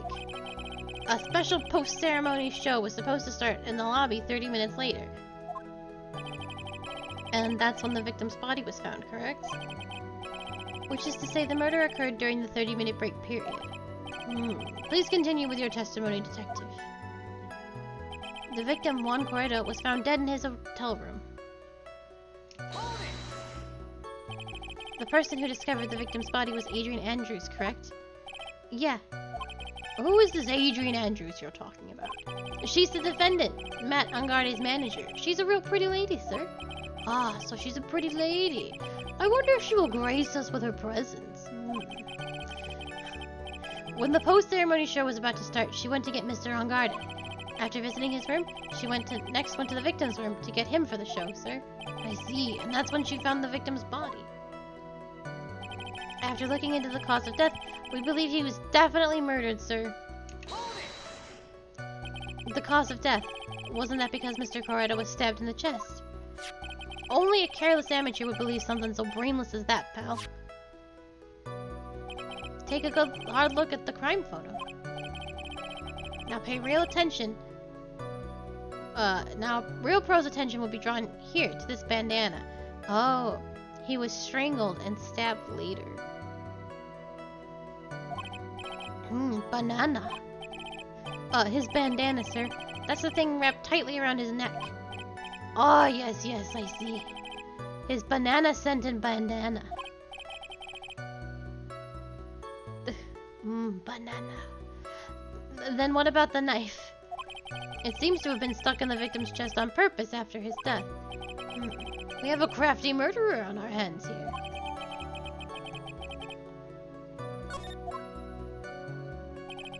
At first we thought there was something suspicious about the empty guitar case. Why do you think that? Because it was empty, pal. The Jammin' Ninja doesn't go anywhere without his bright red guitar. And we couldn't find it anywhere at the scene of the crime. Oh, then how about this theory? A fan really wanted the guitar and did the crime to get it. How's that?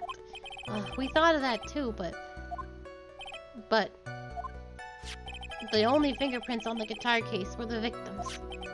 Only the victims, huh? I see. So much for my theory, then.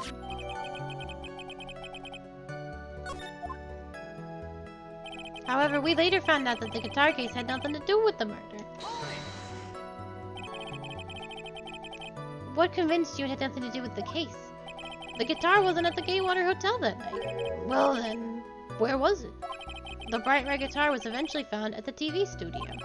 The victim, Juan Correda, had apparently only taken the case with him, sir. So you mean he forgot to put the guitar inside the case? Yes, sir!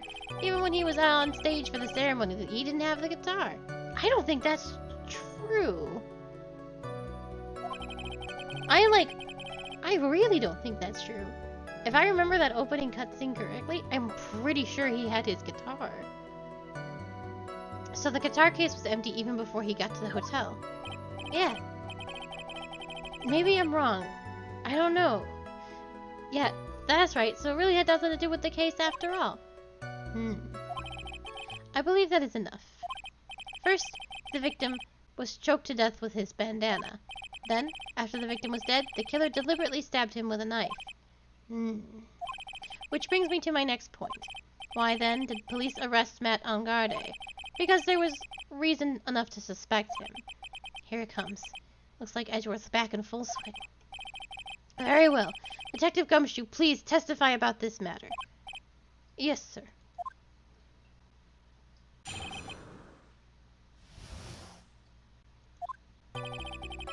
Matt Angarde and Juan Coretta were huge rivals with each other. They each thought the other guy was in his way. That's motive enough in my book. As for evidence, there's the Jammin' Ninja's button. It was ripped off the ninja costume and was found in Mr. Angarde's hakama. The defendant's fingerprints were also all over the knife. The defendant brought the knife for the crime, which makes it a premeditated murder.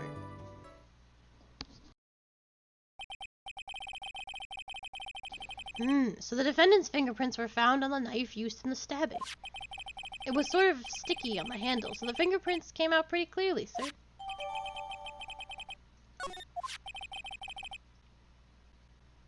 And there's this button. That was found on the defendant's clothes, was it? And this button also covered in blood? Yes. And we know that the blood on it is the victim's blood, sir. What? All of this points very clearly to the defendant, doesn't it? Yes, it most certainly does, Your Honor. Ready to give in yet, Wright? Huh. I'll find the hole in your argument somehow. You can press as hard as you'd like. Just hurry up with your usual pointless questions. Grr.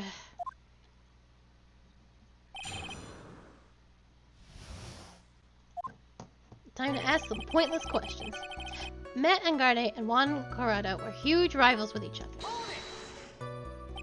But in terms of popularity, Mr. Angarde won, did he not? Yeah. But you know what's ironic, pal? Juan Coretta was always one step behind Mr. Angarde in everything. This year it seemed like he'd finally caught up, ready for the big final showdown. But Mr. Coretta lost the Grand Prix in the end. That is too bad. He must have been pretty downhearted after losing. They each thought the other guy was in his way. That's motive enough in my book.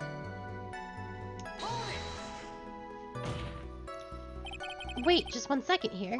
Mr. Angarde was beating Mr. Coretta in the popularity polls. Well, yeah, I guess, but... Which means that in the defendant's eyes, the victim was not a rival at all. Which means he had no motive to kill at all. Yes, I quite agree. Well, Detective, it's not that... Well, I guess if you put it that way, then yeah, the defendant would have had no motive. Detective, I'm beginning to see why you were fired. Ugh, no, not you too, Mr. Edgewoooooorth, sir, I look forward to your pension negotiations. No! Now, Detective, let's continue with the testimony. No, not my poor pension, too. Detective, if you value your money, I suggest you proceed. Yes, sir. We can talk about my pension later, sir. What about what I was saying? Hello?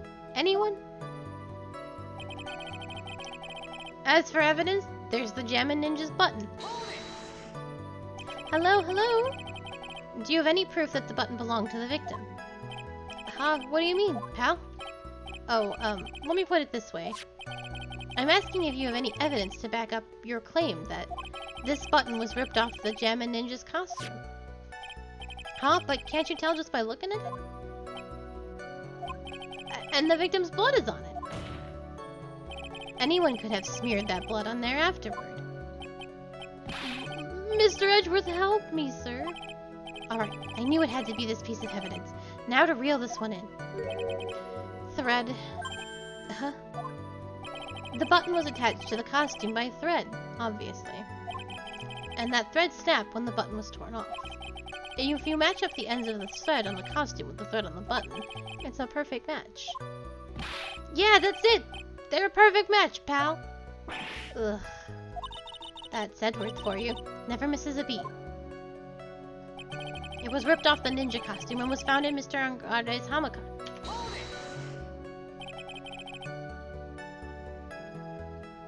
I don't think Edgeworth hates Gumshoe.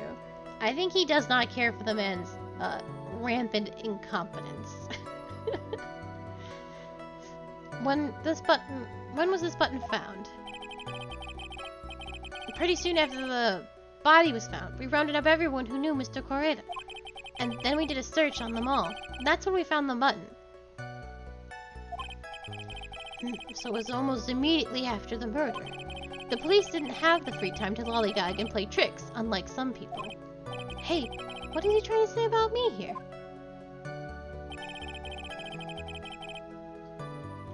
The defendant's fingerprints were also all over the knife.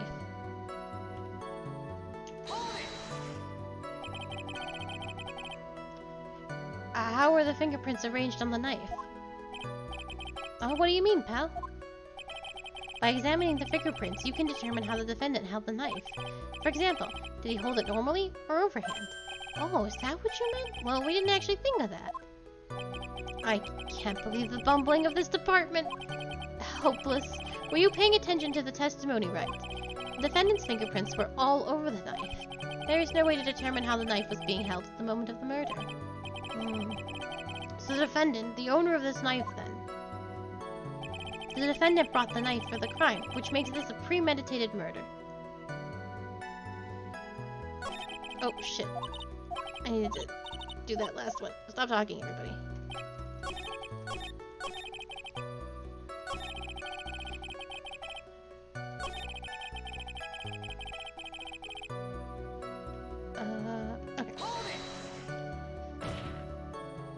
There is no way this was a premeditated murder, even if he brought the knife. I'm sorry, pal. This isn't some pocket knife. It doesn't fold, so it's not great for walking around with either. Well, this is not good. If the prosecution can prove it was a premeditated murder, we're done for. Phoenix. Yes. There's something very interesting about what the detective said just now. Think carefully before it's too late. A button covered in the victim's blood, and a knife with Angarde's fingerprints. Be grateful. If the judge were more rash, he would have already pounded his gavel in closing. We're still in a world of trouble.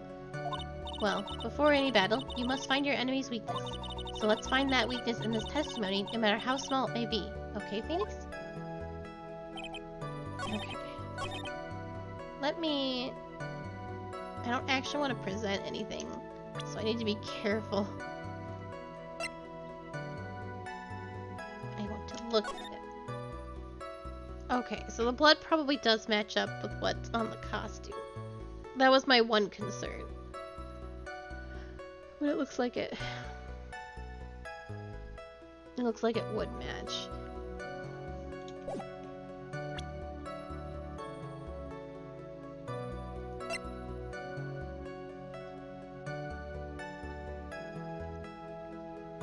It's a Gatewater knife.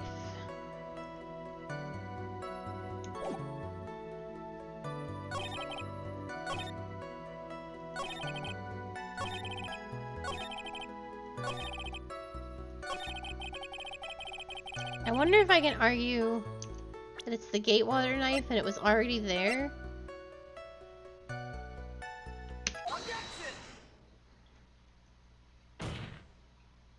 Wait a second.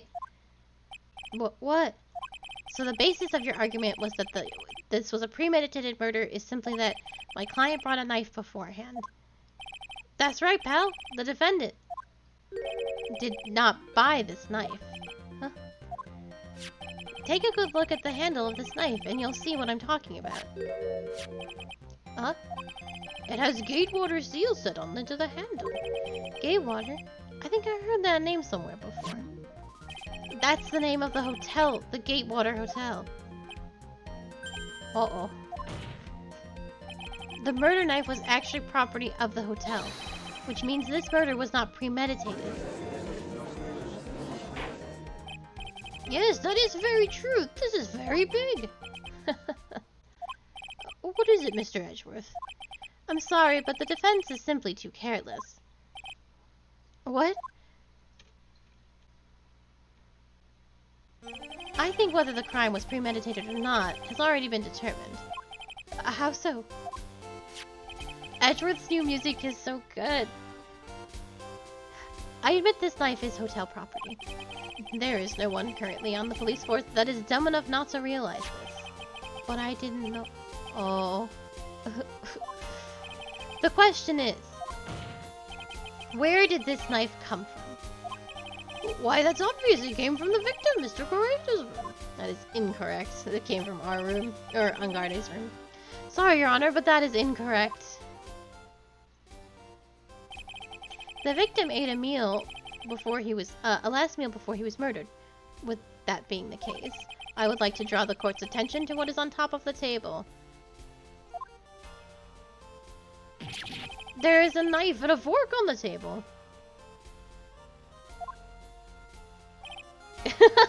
Just like Jesus. Then, where in the world did this knife come from? If it pleases the court, I would like for us to recall the room of the defendant, Mr. Matt Angarde. Yep. I think I called this earlier. Especially what was on top of his table. There is something missing. Perhaps it is a single knife. We investigated the leftover dishes for fingerprints, and while we were investigating, we came to the conclusion that Mr. Matt Angarde's knife was missing. Ugh. Mr. Angarde had gone to the victim's room with the knife he had used during dinner. Why would he carry a knife on a visit? To kill, of course. And with that, I believe the prosecution has proven this was a premeditated murder. Amazing, Mr. Edgewoooooorth. Absolutely brilliant. A brilliantly clear deduction. It seems like Edgewoooooorth had this plan from the very beginning. This must be one of those traps, and I just walked headlong into it. A murder weapon with fingerprints, and a button from the victim's costume. That's quite a sizable amount of evidence. I can safely say that any further deliberation is a waste of Your Honor's time. Although, I wouldn't mind if the defense were to present evidence not yet shown to the court. Evidence not yet shown? He means evidence that the court hasn't seen yet. In other words, new evidence. What does the defense have to say about this, Mr. Wright? Well... Phoenix? The judge is favoring the prosecution right now. If we answer with something wrong here, that gavel of his will be ringing out the sound of our defeat. Mr. Wright, do you have something important and necessary to present to the court?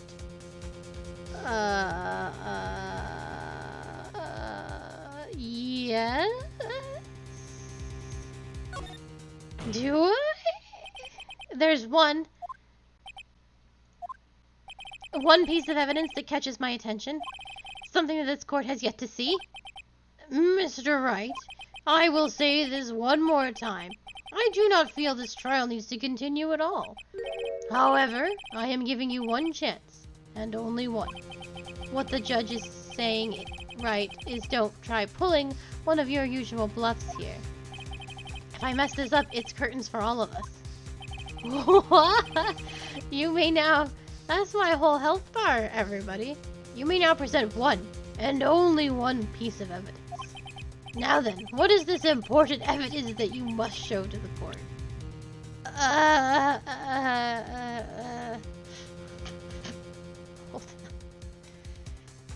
Hold on, I need sippy.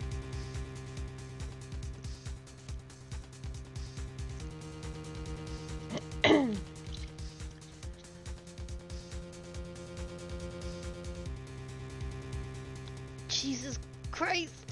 Okay. Not that. Because we've already talked about the case and it said it wasn't. We have not talked about the wine glass.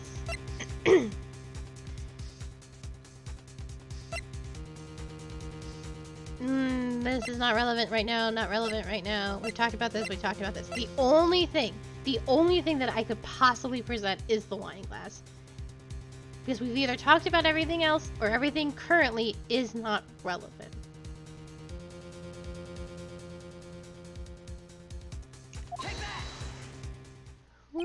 This is a wine glass, is it not? Please look at the photo of the crime scene one more time.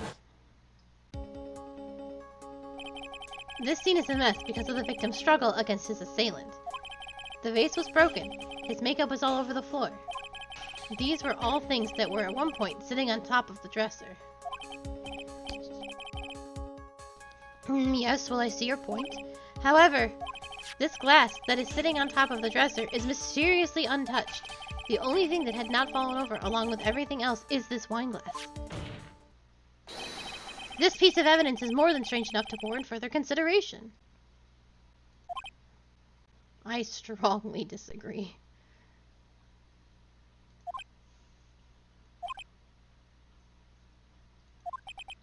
Well, what do you all have to say?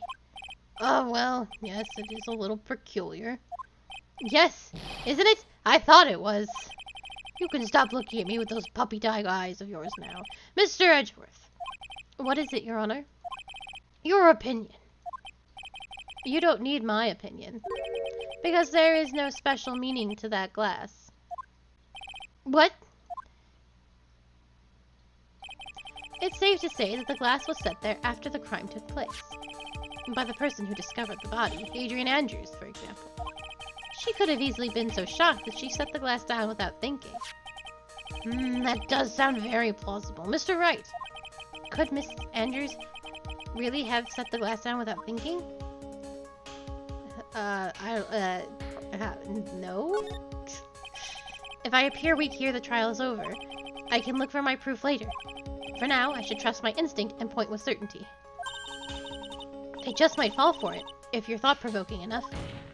The defense would like to challenge the prosecution's theory. We would like to see something that proves it was Miss Andrews who set the cup on the table. You've turned the situation on its head yet again, as usual. Mr. Edgewoooooorth, do you have any proof to back up your claim? There's no way he has any. He's just bluffing. Unlike Mr. Wright, I never say anything unless I have the evidence to support it. What? You're not thinking hard enough today, Wright. My voice cracked. Super cool of my voice to do that. You're not thinking clearly today, Wright. Did you think this glass of wine escaped my notice? Then, of course it has been thoroughly inspected for fingerprints. Fingerprints? There was only one set of fingerprints left on this wine glass. Only one? Well, whose were they? They were not the victims nor the defendants. Rather, they were one Adrian Andrews. What? Womp. That is why I said that the person who had discovered the body had left it there. We are done here. Are we done here, Mr. Wright? I can't believe I fell into another trap. Miss Andrews was probably holding the glass when she went to see Mr. Correa. But upon seeing his dead body, she was stunned, and she set the glass down on the dresser. What you just said right now makes a lot of sense. It honestly does. Now do you see, Wright? You can't change any part of my scenario, as it explains everything all too well. I thought long and hard of this past year about what it means to be a prosecutor. And from here on out, I will show you the answer I have come to discover. Wait a second, Mr. Edgewoooooorth. I think the prosecution has provided enough evidence for me to enter my verdict. Unfortunately, I cannot allow you to pass judgment yet. The prosecution has yet another witness we would like the court to hear from. Another witness? Yes. Bailiff, please bring in the next witness. What in the world is Mr. Edgewoooooorth thinking?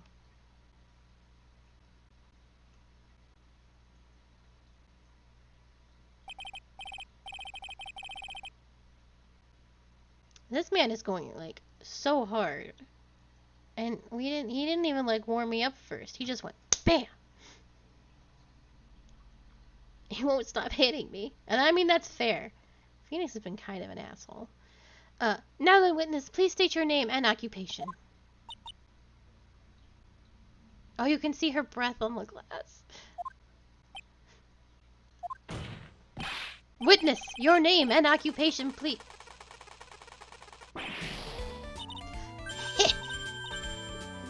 Gotcha! Ugh. I wonder what happened to the calm composure he had earlier. Oh, edgy boy, it's been, what, a year since we last met, hasn't it? You should be more than happy to see me. I saw the report with her testimony, but who knew that under that helmet, it was the Wicked Witch of the witness stand? I tell you, this time I know what I'm supposed to do. So today I'm going to tell you anything and everything, even things that don't have to do with that terrible crime. Miss Witness, that terrible crime is all the court needs to know. Oh, shush! I'm talking to my dear Edgy Wedgie right now. Don't interrupt us, Gramps. Yes, madam. No, please, by all means, interrupt her. Please! Anyway, witness, your testimony, please. It's true what they say, that youth are hot-headed nowadays. Not that I mind at all, Edgy. And then, what should I start with? Oh, God. The witness on the security detail at the hotel on the night... I didn't mean to say it like that. Ugh. The witness on the security detail at the hotel on the night of the murder. Is this correct, Miss Oldbag? It was a great job being able to see my dear Juan. It was almost too much for my little heart to handle. You mean you were a fan of the victim? Look, everyone is crazy over that Angade, saying he's cute in a fresh way or something. Nah, but not me. I wouldn't say anything so silly. After all, I have no interest in a little child like him. I'm only interested in a real man. Juan Correa. Those two were the same age. Anyway, as I was saying, I was pacing in front of his room that night. Very well. Please tell the court what you witnessed the night of the murder. Leave it to me, Edgy Poo. Ugh. Anyway, after the ceremony, I went to pace around in the hallway in front of his room. There was something I was interested in finding out, you know? Well, since I was on the job, I made sure to keep a good eye out the whole time. That's when someone showed up. There was a man coming out of poor Juan's room. It was Angade. Matt Angade. He was trying to sneak his way out of Juan's room. So Mr. Angade came out from the victim's room. See, it has to be him. He's the murderer. If you know what I mean. Wink. I see. Well, Mr. Wright, you may begin your cross-examination.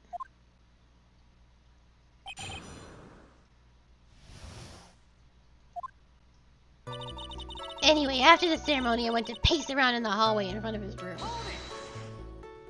Miss Oldbag, what was your post on that night? The lobby. I was supposed to help set up the stage for that trifling show, but I refused to help. I'll have you know, it was for that lead-headed samurai show. I even took out a few of the nails. Maybe it was a good thing that the show didn't go on. Besides, that manager with the glasses seemed to be working hard at it without me. So I thought I'd take a break and spread my wings a little. And that's when you went to hang around the victim's door. There was something I was interested in finding out, you know? Something you were interested in? And just what was that? It's not some little thing I can just go around telling everyone, you know? It's top secret between me and Juan. An Edgy Poo, of course. Mr. Edgewoooooorth, what's this thing she was interested in? I have no idea. I despise gossip, Your Honor. Gossip? But should it prove relevant, we can always have it appended to her testimony later. It looks like we shouldn't force it right now. And did the witness stay in the vicinity of the victim's door the entire time? Well, since I was on the job, I made sure to keep an eye out the whole time. Oh, then would you tell us the number of people who went in and out of Mr. Correa's room? I have no idea.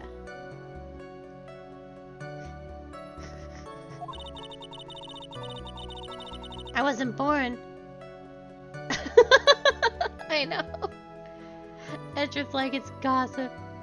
I wasn't born, so I could count for things for those who didn't pay attention in class. That's why ever since I turned 20, I can't quit keeping track of how old I really am. Yes, well, that would explain why your age was not included in the report. In any case, The witness then saw someone, correct? That's when someone showed up. It was a man coming out of poor Juan's room. Who in the world was that? I'm not allowed to say. That sort of information has to be carefully guarded from the masses, Sonny. The man that came out of Juan's room. He was... Yes, he was? Ah, I'm too scared. I can't say his name out loud. Oh, what I wouldn't give to have Francesca's whip right now about now. Well, I guess I can tell you, since he was such a bad boy anyway. It was Angarde, Matt Angarde. He was trying to sneak his way out of Juan's room. You saw my client? Are you sure about that? Yes, see. Really? Annoying brat, when I say I saw someone, I saw that person. Why do I get a sense of deja vu? Maybe to avoid a repeat of last year, I should delve into this a bit further. Oh, last year. It was clothing, right? The Steel Samurai was in the other... It was the evil magistrate in the Steel Samurai's clothing. Please tell the court about the man's clothes in more detail. What a troublesome man you are, really, as if something like that matters. But it does. Now what was it? Oh yes, it was that thing. What thing? That gaudy thing he's always wearing, that racing jacket.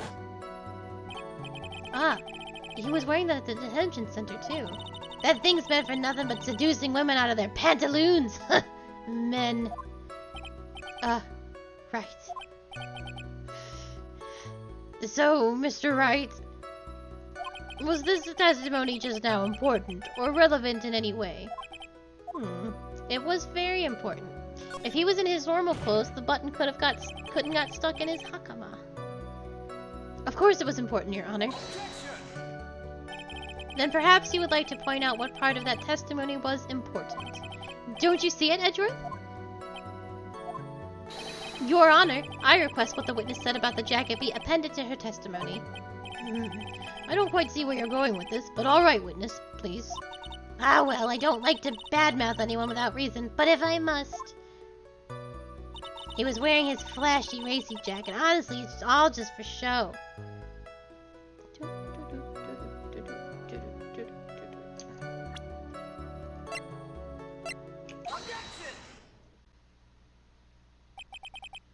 Oh, Miss Oldbag. What? Don't say my name for no reason. Do you know what this is? Ah! It's button number 2 on the Jammin' Ninja's costume.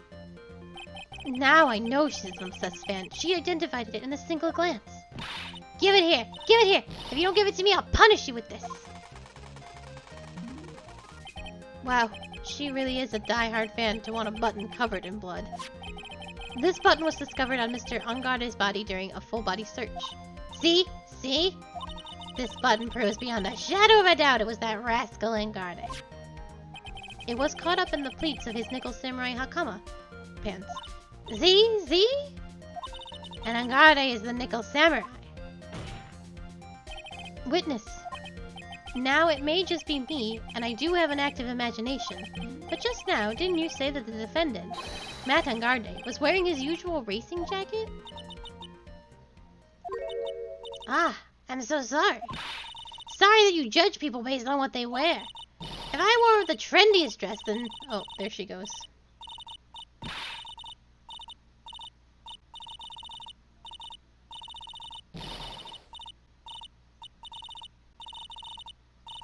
Oh, she's still going, huh? She just wouldn't stop. Now hold your tongue there for 1 second. So what you saw in actuality was not Mr. Angarde, the man, but Mr. Angarde, the nickel samurai. But when you think about it, they're really one and the same anyway. Miss Oldbag, this is a very important point we're talking about. Edgy Poo, do you think so too? Well, it might be something worth considering. Just say it's important and agree with me for a change. Witness, think carefully and try to remember as much as you can before you testify. Alright, if you insist. I should be the one sighing, not you.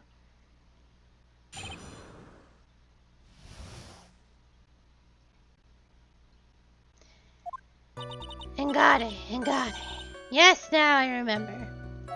The Nickel Samurai. That's right, it was the Nickel Samurai that I saw. Yes, it would have been inconvenient for him to wear his costume during the murder. He had to go to that post-ceremony stage show right after the crime, you know? So he must have worn that Nickel Samurai costume when he was stabbing poor Juan. I knew it. I knew you'd say he was inside that costume. What? Did you think there could have been someone else inside that costume? Don't be a bad little boy thinking such a rude things. But the possibility does exist. Ah, the youngins today. I told you, there's no way it was anyone else. How do you know that? Because I said so, and what I say is the truth. At least she's just as delightful a witness as she was a year ago. Mr. Wright, you may cross-examine the witness.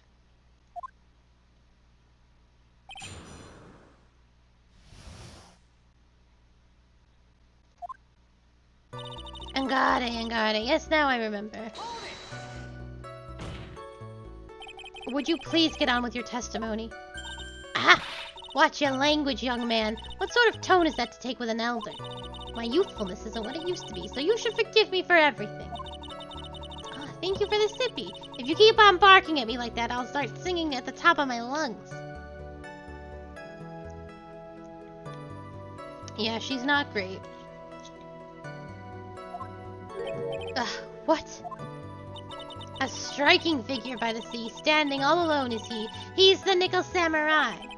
She's actually singing. Oh, was she? Someone help my poor ears. Mr. Edgewoooooorth, could you please do something about this racket? Witness, I'll give you a piece of gum later if you be a good and stick to just the facts. Okay! You promise, right? He's gonna... No, never mind. That's weird. I won't say anything, actually. I do want a piece of gum from Edgewoooooorth, though. I bet he chews spicy big red gum. All cinnamony. Yeah. Right, I'll be sending the bill for the chewing gum to your office at a later date. Edgewoooooorth, it's 60 cents. Remind me to send you a thank you note later too, Edgewoooooorth, old chum. Yeah, the big... Yes, exactly, Sprightly. The Nickel Samurai, that's right, it was the Nickel Samurai that I saw. Be a little more careful with your testimony, please. Not too long ago, you said he was wearing his racing jacket, and now he's not? Not too long ago. Then let me ask you this. When you were itty-bitty, what was your grand dream? Uh-huh. What did you want to be when you grew up, whippersnapper? My dream, huh? Well, I, wanted to be, Judge Wagner, hero of the public's court. So what? See? And look at where you are now. You're not Judge Wagner, are you? Are you? Well, what I said earlier. Who puts any weight into things like that? The now is everything. I can't be held responsible for the past. Since when did court become theatrics over testimonies? All that matters is the man is inside that costume. Isn't that enough? Yes, it would have been convenient for him to wear his costume during the murder. And why would that be? That way no one could see his face, of course. But there's still no advantage for him that I can see. In fact, you would think the costume would make him stand out all the more. You are such an annoying child, you know that? You disagree with everything I say. Isn't that what you're always doing to me? I got it. Maybe it was more troublesome for him to change in and out of his costume. He had to go that post-ceremony stage show right after the crime, you know? Was there anyone else scheduled to appear at the post-ceremony show? Well, all the contestants were supposed to be on stage in a friendly gesture thing. And that included the Jammin' Ninja? Of course it included him! That's why when Engade came out of dear Juan's room, I didn't give it a second thought. I see. Well, anyway. So he must have worn that nickel samurai costume when he was stabbing poor Juan.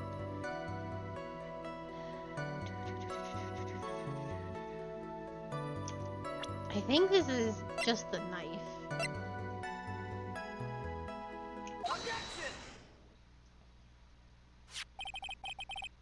Oh, yeah, because if he was in his costume, the knife just made sense because he wasn't. I was thinking of a different logic, but if he was wearing his costume, he wouldn't have left fingerprints. So Oldback's testimony is absolutely buck wild. Yeah, so it's a knife. Big deal. If you're trying to scare me with that, I'll have you know it won't work. No, it's not my intention at all. That's the knife that was used in the murder, correct? Your Honor, do you know why that piece of evidence is important to this case? You don't even have to ask. It's because the defendant's fingerprints are on it. Is that what you're driving at? That is exactly what I am driving at. What are we driving at? And whose car are we driving? If Mr. Angarde was really in the nickel samurai costume at the time of the murder, then it's impossible for his fingerprints to have been left on this knife. Actually, he would have wiped all previous fingers on the knife right off.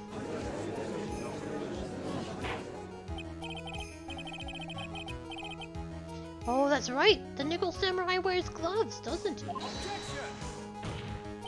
He probably took his gloves off before he began the stabbing. And why would he do something like that? To leave his prints on the murder weapon? There is no way he would do something like that. However, there is one possibility. Then let's hear your possibility. It's very simple. The defendant went to the victim's room while in costume as the nickel samurai. At that time, the defendant held no intent to murder. He was probably just going to relax and talk with the victim about the stage show. Which is why he took his gloves off. But the murder still did take place, and there was a strangling. It's well known that there was bad blood between the defendant and the victim. Yes, I have heard that before. Well, Mr. Wright, what do you have to say about this Mr. Edgewoooooorth's theory? It's very stupid.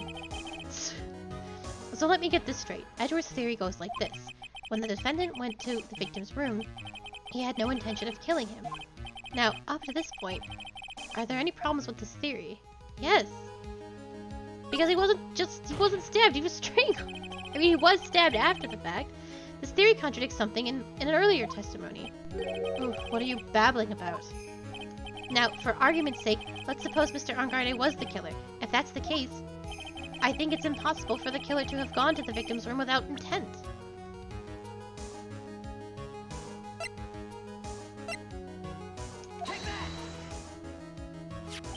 This knife, this was used by Mr. Angarde at dinner.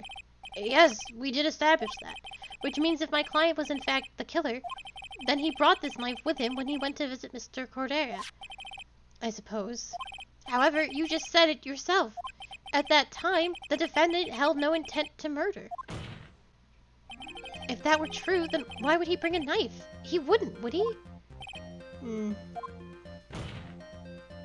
Which means, Mr. Edgewoooooorth, your theory was flawed from supposition 1. And one more thing. If the murderer was wearing the costume at the time of the murder, then there should be glove marks left on the knife. Which means the defendant's fingerprints shouldn't be all over it like bees on a hive. And that brings me to my final point. This knife was planted by the real killer to hide their identity and mislead us. Because he was strangled. Order, order, I say. Order in the court. Was this knife really planted by the killer? Why would the murderer do such a thing? To frame my client, Mr. Angarde, of course. To frame? Aren't you forcing the interpretation just a little too hard on this one? But we just established that the witness saw the nickel samurai in costume. And if that were true, then there shouldn't be a single fingerprint on this knife. Ugh. Witness! Looks like I've made your life a tiny bit more difficult, huh, Edgy Poo? Ugh. Witness, did you or did you not really see the nickel samurai? Well, I guess at first I might have forgotten, but... Are you saying you mixed up Mr. Angarde with the nickel samurai, his character on TV? But I mean, I can't really do anything about that now. Look, I was waiting around in the front of their doors because, well, I wasn't waiting around for the Nickel Samurai, that's for sure. She wasn't waiting for the Nickel Samurai. Alright then, who were you waiting around for then? That's top secret to anyone outside of security. I have a feeling that you were waiting for Mr. Juan Corda, am I correct, witness? The way you think, you are a sad amateur with a terrible case of nearsightedness. Amateur? Me?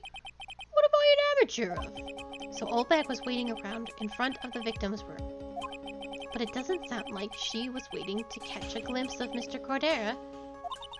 Maybe, Phoenix, maybe this Oldbag was waiting around for that person. If that's who I think Mia is hinting at, it's certainly possible. Miss Oldbag, you were waiting for this person to come out of the victim's room, weren't you?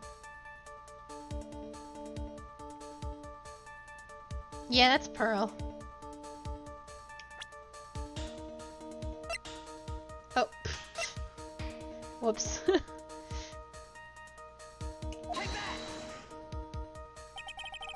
Who is this person? This is Adrian Andrews, Mr. Angarde's manager. But why would the defendant's manager be in the victim's room? It seems that this is the latest rumor in circulation, Your Honor. Oh, this is...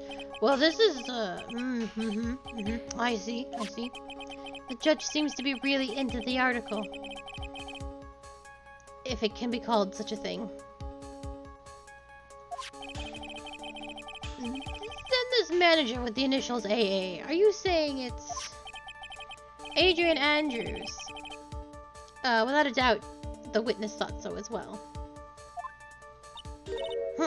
Looks like you found me out.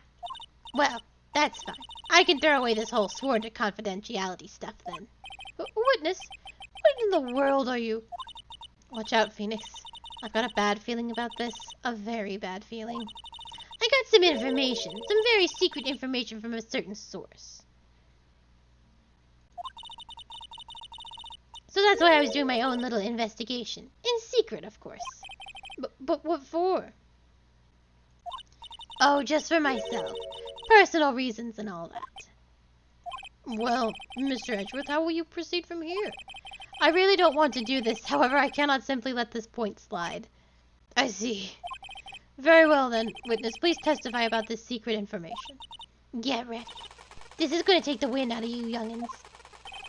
I'm sure we're all capable of handling this. Really, it's not like we're 10 years old.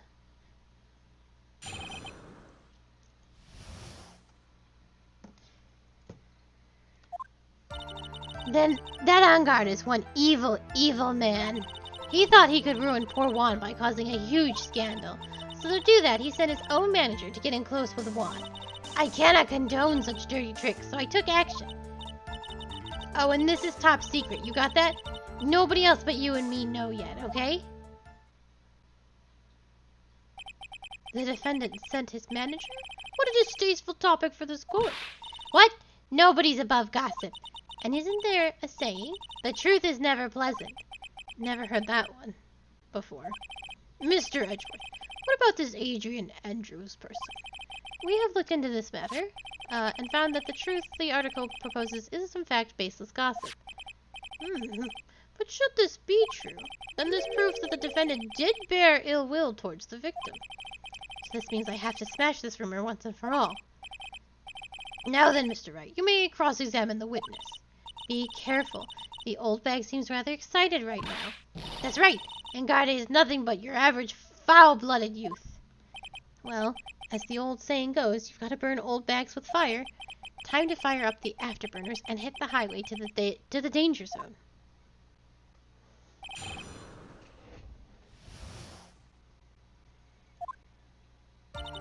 That Angarde is one evil, evil man. You can't say something like that without proof. That's just slander. But it's true! That woman was getting intimate with poor Juan. Look, it says so right here, doesn't it? Manage it to the stars, Miss AA. But the name of that magazine, of the magazine this comes from is Gossipland. What? Are you saying that gossip is all just a pack of lies? Huh, what do you know? I suppose next you'll swear to me that the news is 100% true. Ugh. Honestly, you can't discriminate between the news and gossip. Yes, discrimination is bad, Mr. Wright. Discriminate? When did I do anything like that? Anyway, Angare will never get me to say touche. He thought he could ruin poor Juan by causing a huge scandal. Oops.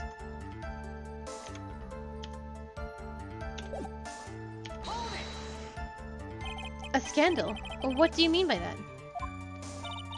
You're a dim-witted one, aren't you? I can't believe you don't know what a scandal is.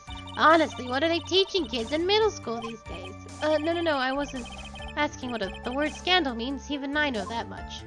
Well, that Angare thought he could own a monopoly on popularity. So to do that, he sent his own manager to get close with Juan. You don't have any proof that Mr. Angare did such a thing. You must be suffering from shock, the shock of hearing the truth. And now, since you're in so much shock, you can't do anything, right? You're right, I can't do anything, but boy do I wish I could do something about you. Alright then, Sonny, show me what you've got. Can you show me proof that Angare didn't bear any ill will towards Juan? I don't think I can. I don't have anything to offer. See? Just as I thought. And you were lecturing me about saying things without proof. You've just given me a free pass to say whatever I want, whenever I want, silly boy. Me and my big mouth. That's the way the cookie crumbles for you anyway. I cannot condone such dirty tricks, so I took action. So, what do you mean by I took action? Like I already told you, I was lying in wait, close to the crime scene. Once that slimy woman came out of Juan's room, I was going to capture her and teach her a good lesson. Something you youngins need. You were going to teach her a good lesson? I was going to make her eat the damaging beams of my ray gun. Like this. No, stop! Well, it was too bad that the woman didn't come through the door that night. Oh, and this is top secret, you got that? Nobody else but you and me know yet, okay?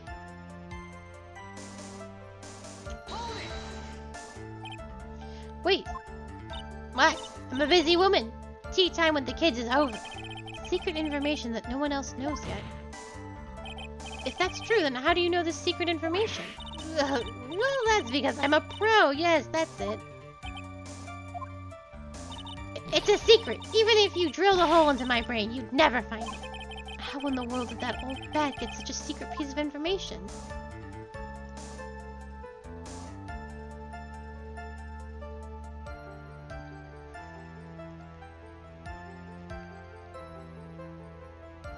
How does she know? There's a bunch of people running in that hallway.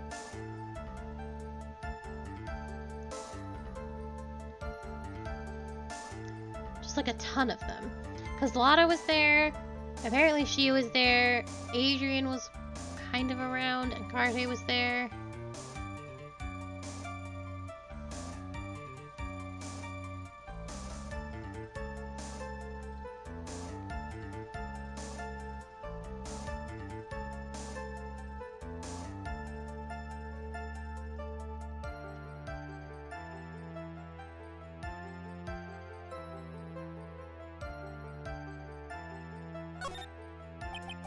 So no one else is supposed to know this secret information, correct? If that's true, then why do you know it, Miss Oldbag?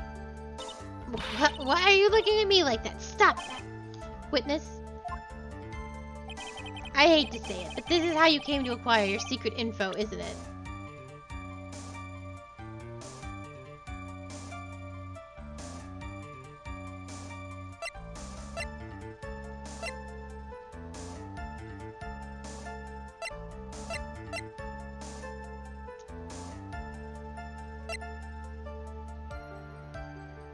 Did she steal Lotta's camera? She must have. Because all of Lotta's notes and stuff are missing. And she doesn't want to tell us how she knows this. I want to...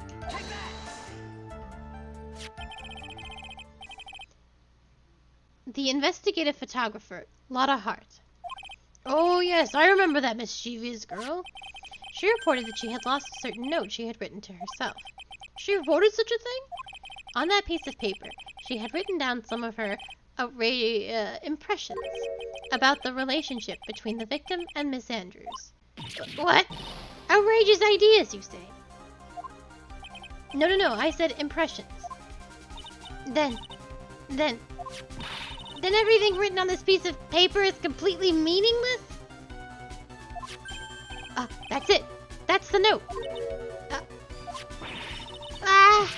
No, you see, this is something completely different. This is my top secret list of groceries to buy. Then you were the one who took Miss Hart's note. I'm a huge fan of Juan, that's why. That infamous puffy-haired whippersnapper, she's working with that evil Angarde. She said so herself. Angarde, I'm his sidekick. She was so happy, smiling like a silly duck. I was only checking what she had written.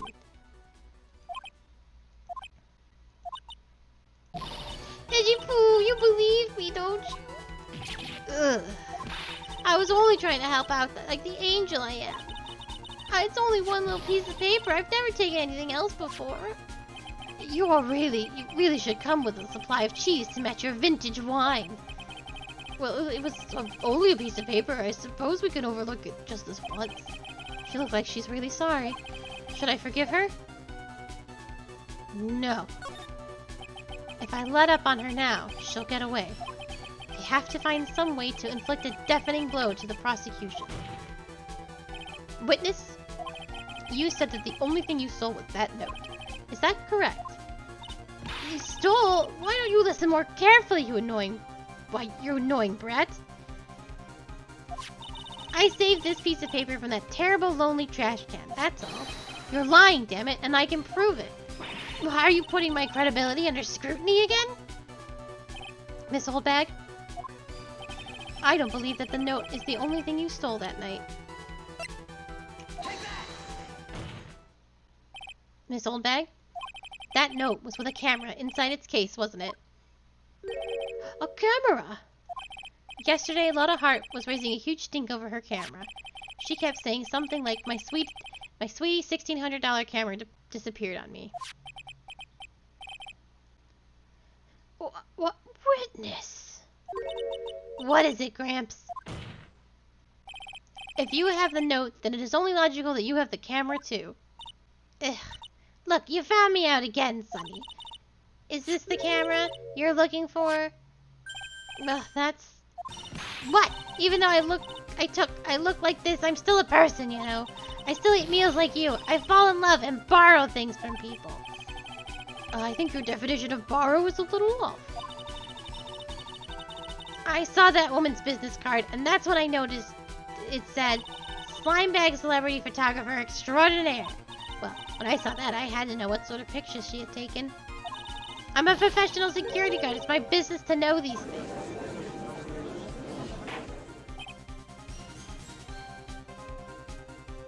Bailiff, check this camera's photos. Hurry. We must examine them at once.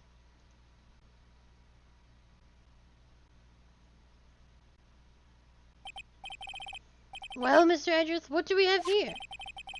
There's only one photo that seems to be relevant to this case. Please present it to the court.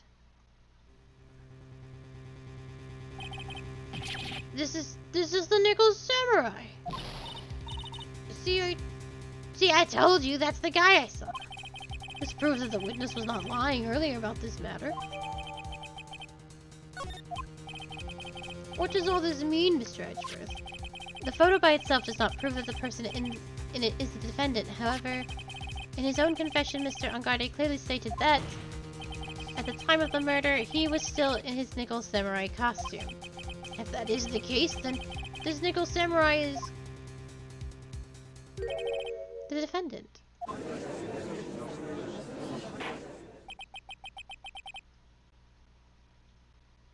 How did it come to this? I think this brings us to the end. We have examined every piece of evidence thoroughly. Final comments, Mr. Wright? The court will consider them before we close. Do you agree with this photo is decisive evidence against your client? This photo really is decisive, then we're done for. But if I raise an objection here and blow it, then I would put Maya's life in jeopardy. I can't make a mistake here. There's only one road out of this mess.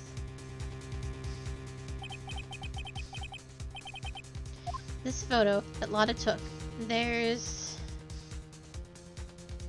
Well, I have to say there's something strange with it. There's something strange with this photo. I knew this was coming, right? Your thoughts, Mr. Edgewoooooorth. I think we can all agree there's nothing strange with this photo. There is no way for the defense to debunk this photo, even with a bunker buster.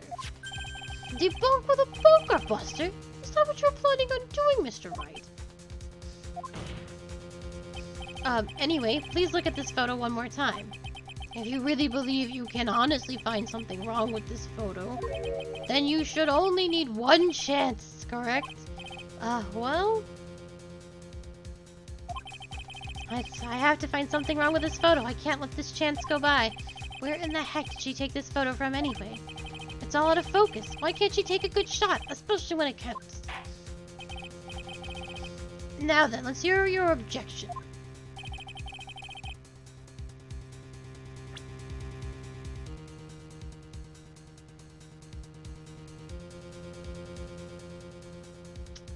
I wish I could look at the original samurai costume.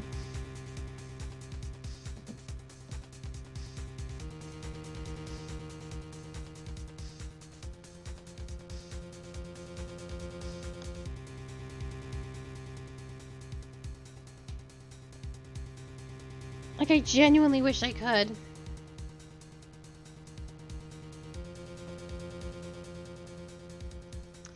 Because this looks out of place. The pants look crazy baggy.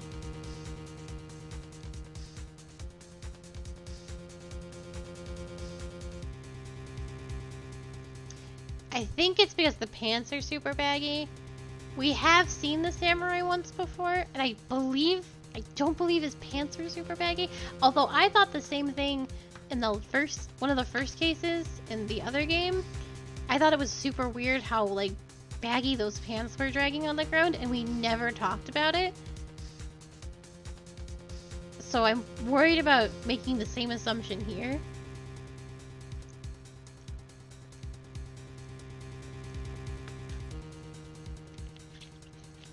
But the reason I'm more like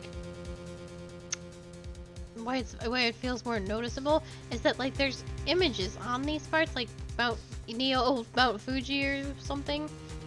And these waves, like, there's patterns, so you would think that you wouldn't want the patterns and the designs to be all bunched up. No, the bear, there's tons of bears in this man's room. Ooh. I would like to direct the court's attention to this one area right here. What are you pointing to? His ankles? If you could see this person's ankles, that would be one thing. However, you can't. And what does that mean? The costume person in this photo could not have been Mr. Angarde. What is the meaning of this? I wonder if you would care to elaborate with actual facts, that is. Let's take a look at the Nickel Samurai's poster. Thank you. This is what I wanted to look at. Okay. Please pay particular attention to the area around the bottom of the hakama. His socks? You can see his socks. Exactly. However, in this photo, the Nickel Samurai is clearly holding his hakama up just to walk. Oh, is he?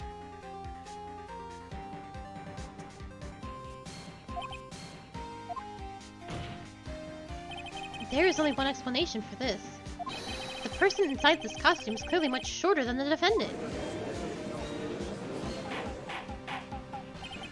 Alright, I think I've turned things around for myself this time. That's curious. What is? Edgewoooooorth is unusually calm today. That's true. He's just letting the trial run itself, as if he's only along for the ride. Along for the ride? What do you mean by that? I can only guess that perhaps he doesn't feel under attack at all. He doesn't feel under attack? Then I haven't damaged his case at all? Mr. Edgewoooooorth, where does this leave us?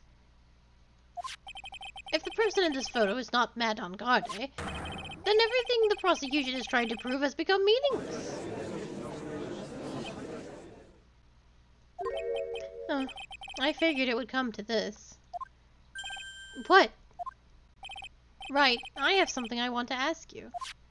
I think you have proven that the person inside this costume is not Matt Angarde. In that case, who is this a photo of? Who is the person wearing the nickel samurai costume? Don't stress out over this, Phoenix. It's very simple. What you should be focused on is Edgeworth's attitude, don't you think?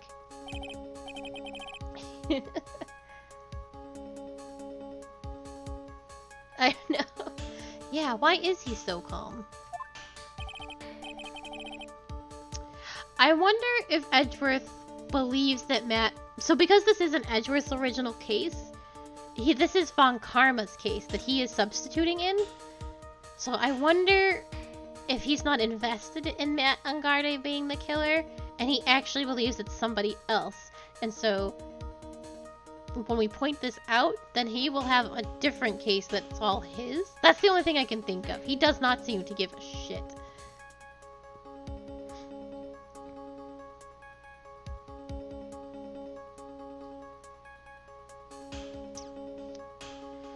Mr. Wright, let's hear your thoughts. Who is this person in the photograph? It's gotta be Andrews, right? She's the only other person in the area? Because Lotta took the photo, Olbek saw it. It's not him. He's dead. So it's gotta be her. She's the only one. Adrian Andrews! If you want to know who that nickel samurai is, it is none other than this woman. And why would you say it must be Miss Andrews? What in the world points you to her? Man, I only got so many profiles. For starters, she's short. And she can freely move in and out of Mr. Angarde's room. Finally, she had dinner with Mr. Angarde that night. And how does that all add up?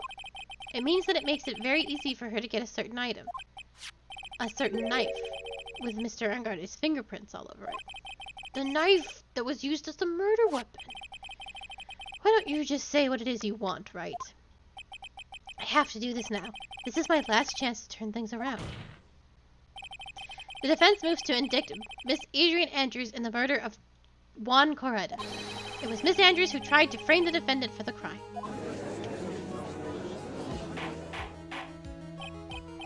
Order, order, order. It looks like this trial has hit a most unexpected development. Mr. Edgewoooooorth! Yes, Your Honor. This court is issuing a subpoena for Miss Adrian Andrews. A verdict cannot be passed without first hearing her testimony. Alright, this is it. This is kind of bad for us. Huh? What do you mean? If Adrian Andrews is summoned to court as a witness, it means that the trial will go on for another day. One more day? Oh! If I don't get a verdict today, then my... Now then, we shall set Miss Andrews' testimony for tomorrow. What am I supposed to do? The judge is about to adjourn the court. I gotta raise an objection. Now then.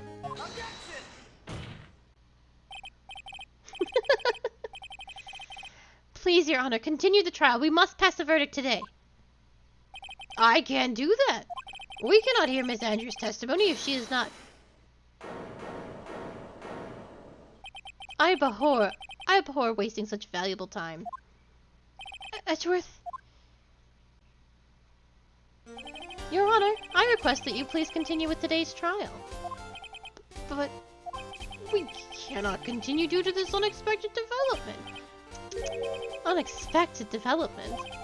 I think you underestimate me, Your Honor. And what do you mean by that? That Mr. Phoenix Wright would slave his way to subpoenaing Miss Adrian Andrews is all. Happening according to plan, even if Wright was a bit slow to catch on. What?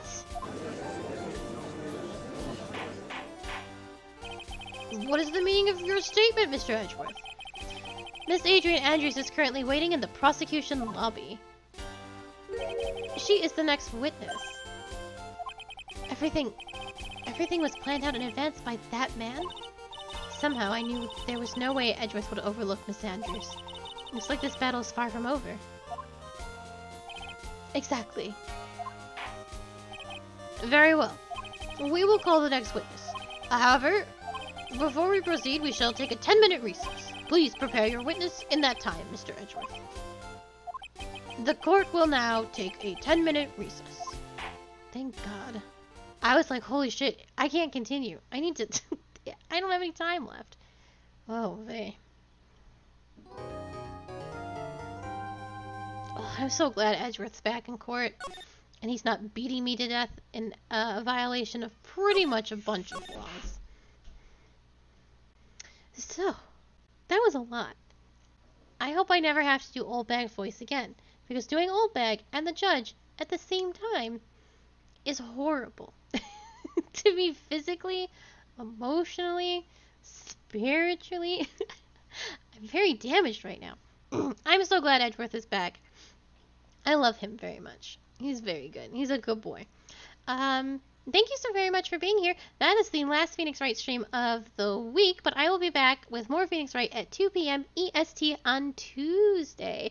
You can catch me in about an hour with more Nier Replicant, and the game we'll be playing tomorrow is Pokemon Snap. I'm very, very excited to play that. It's Pokemon Snap, assuming I can get everything to work as intended.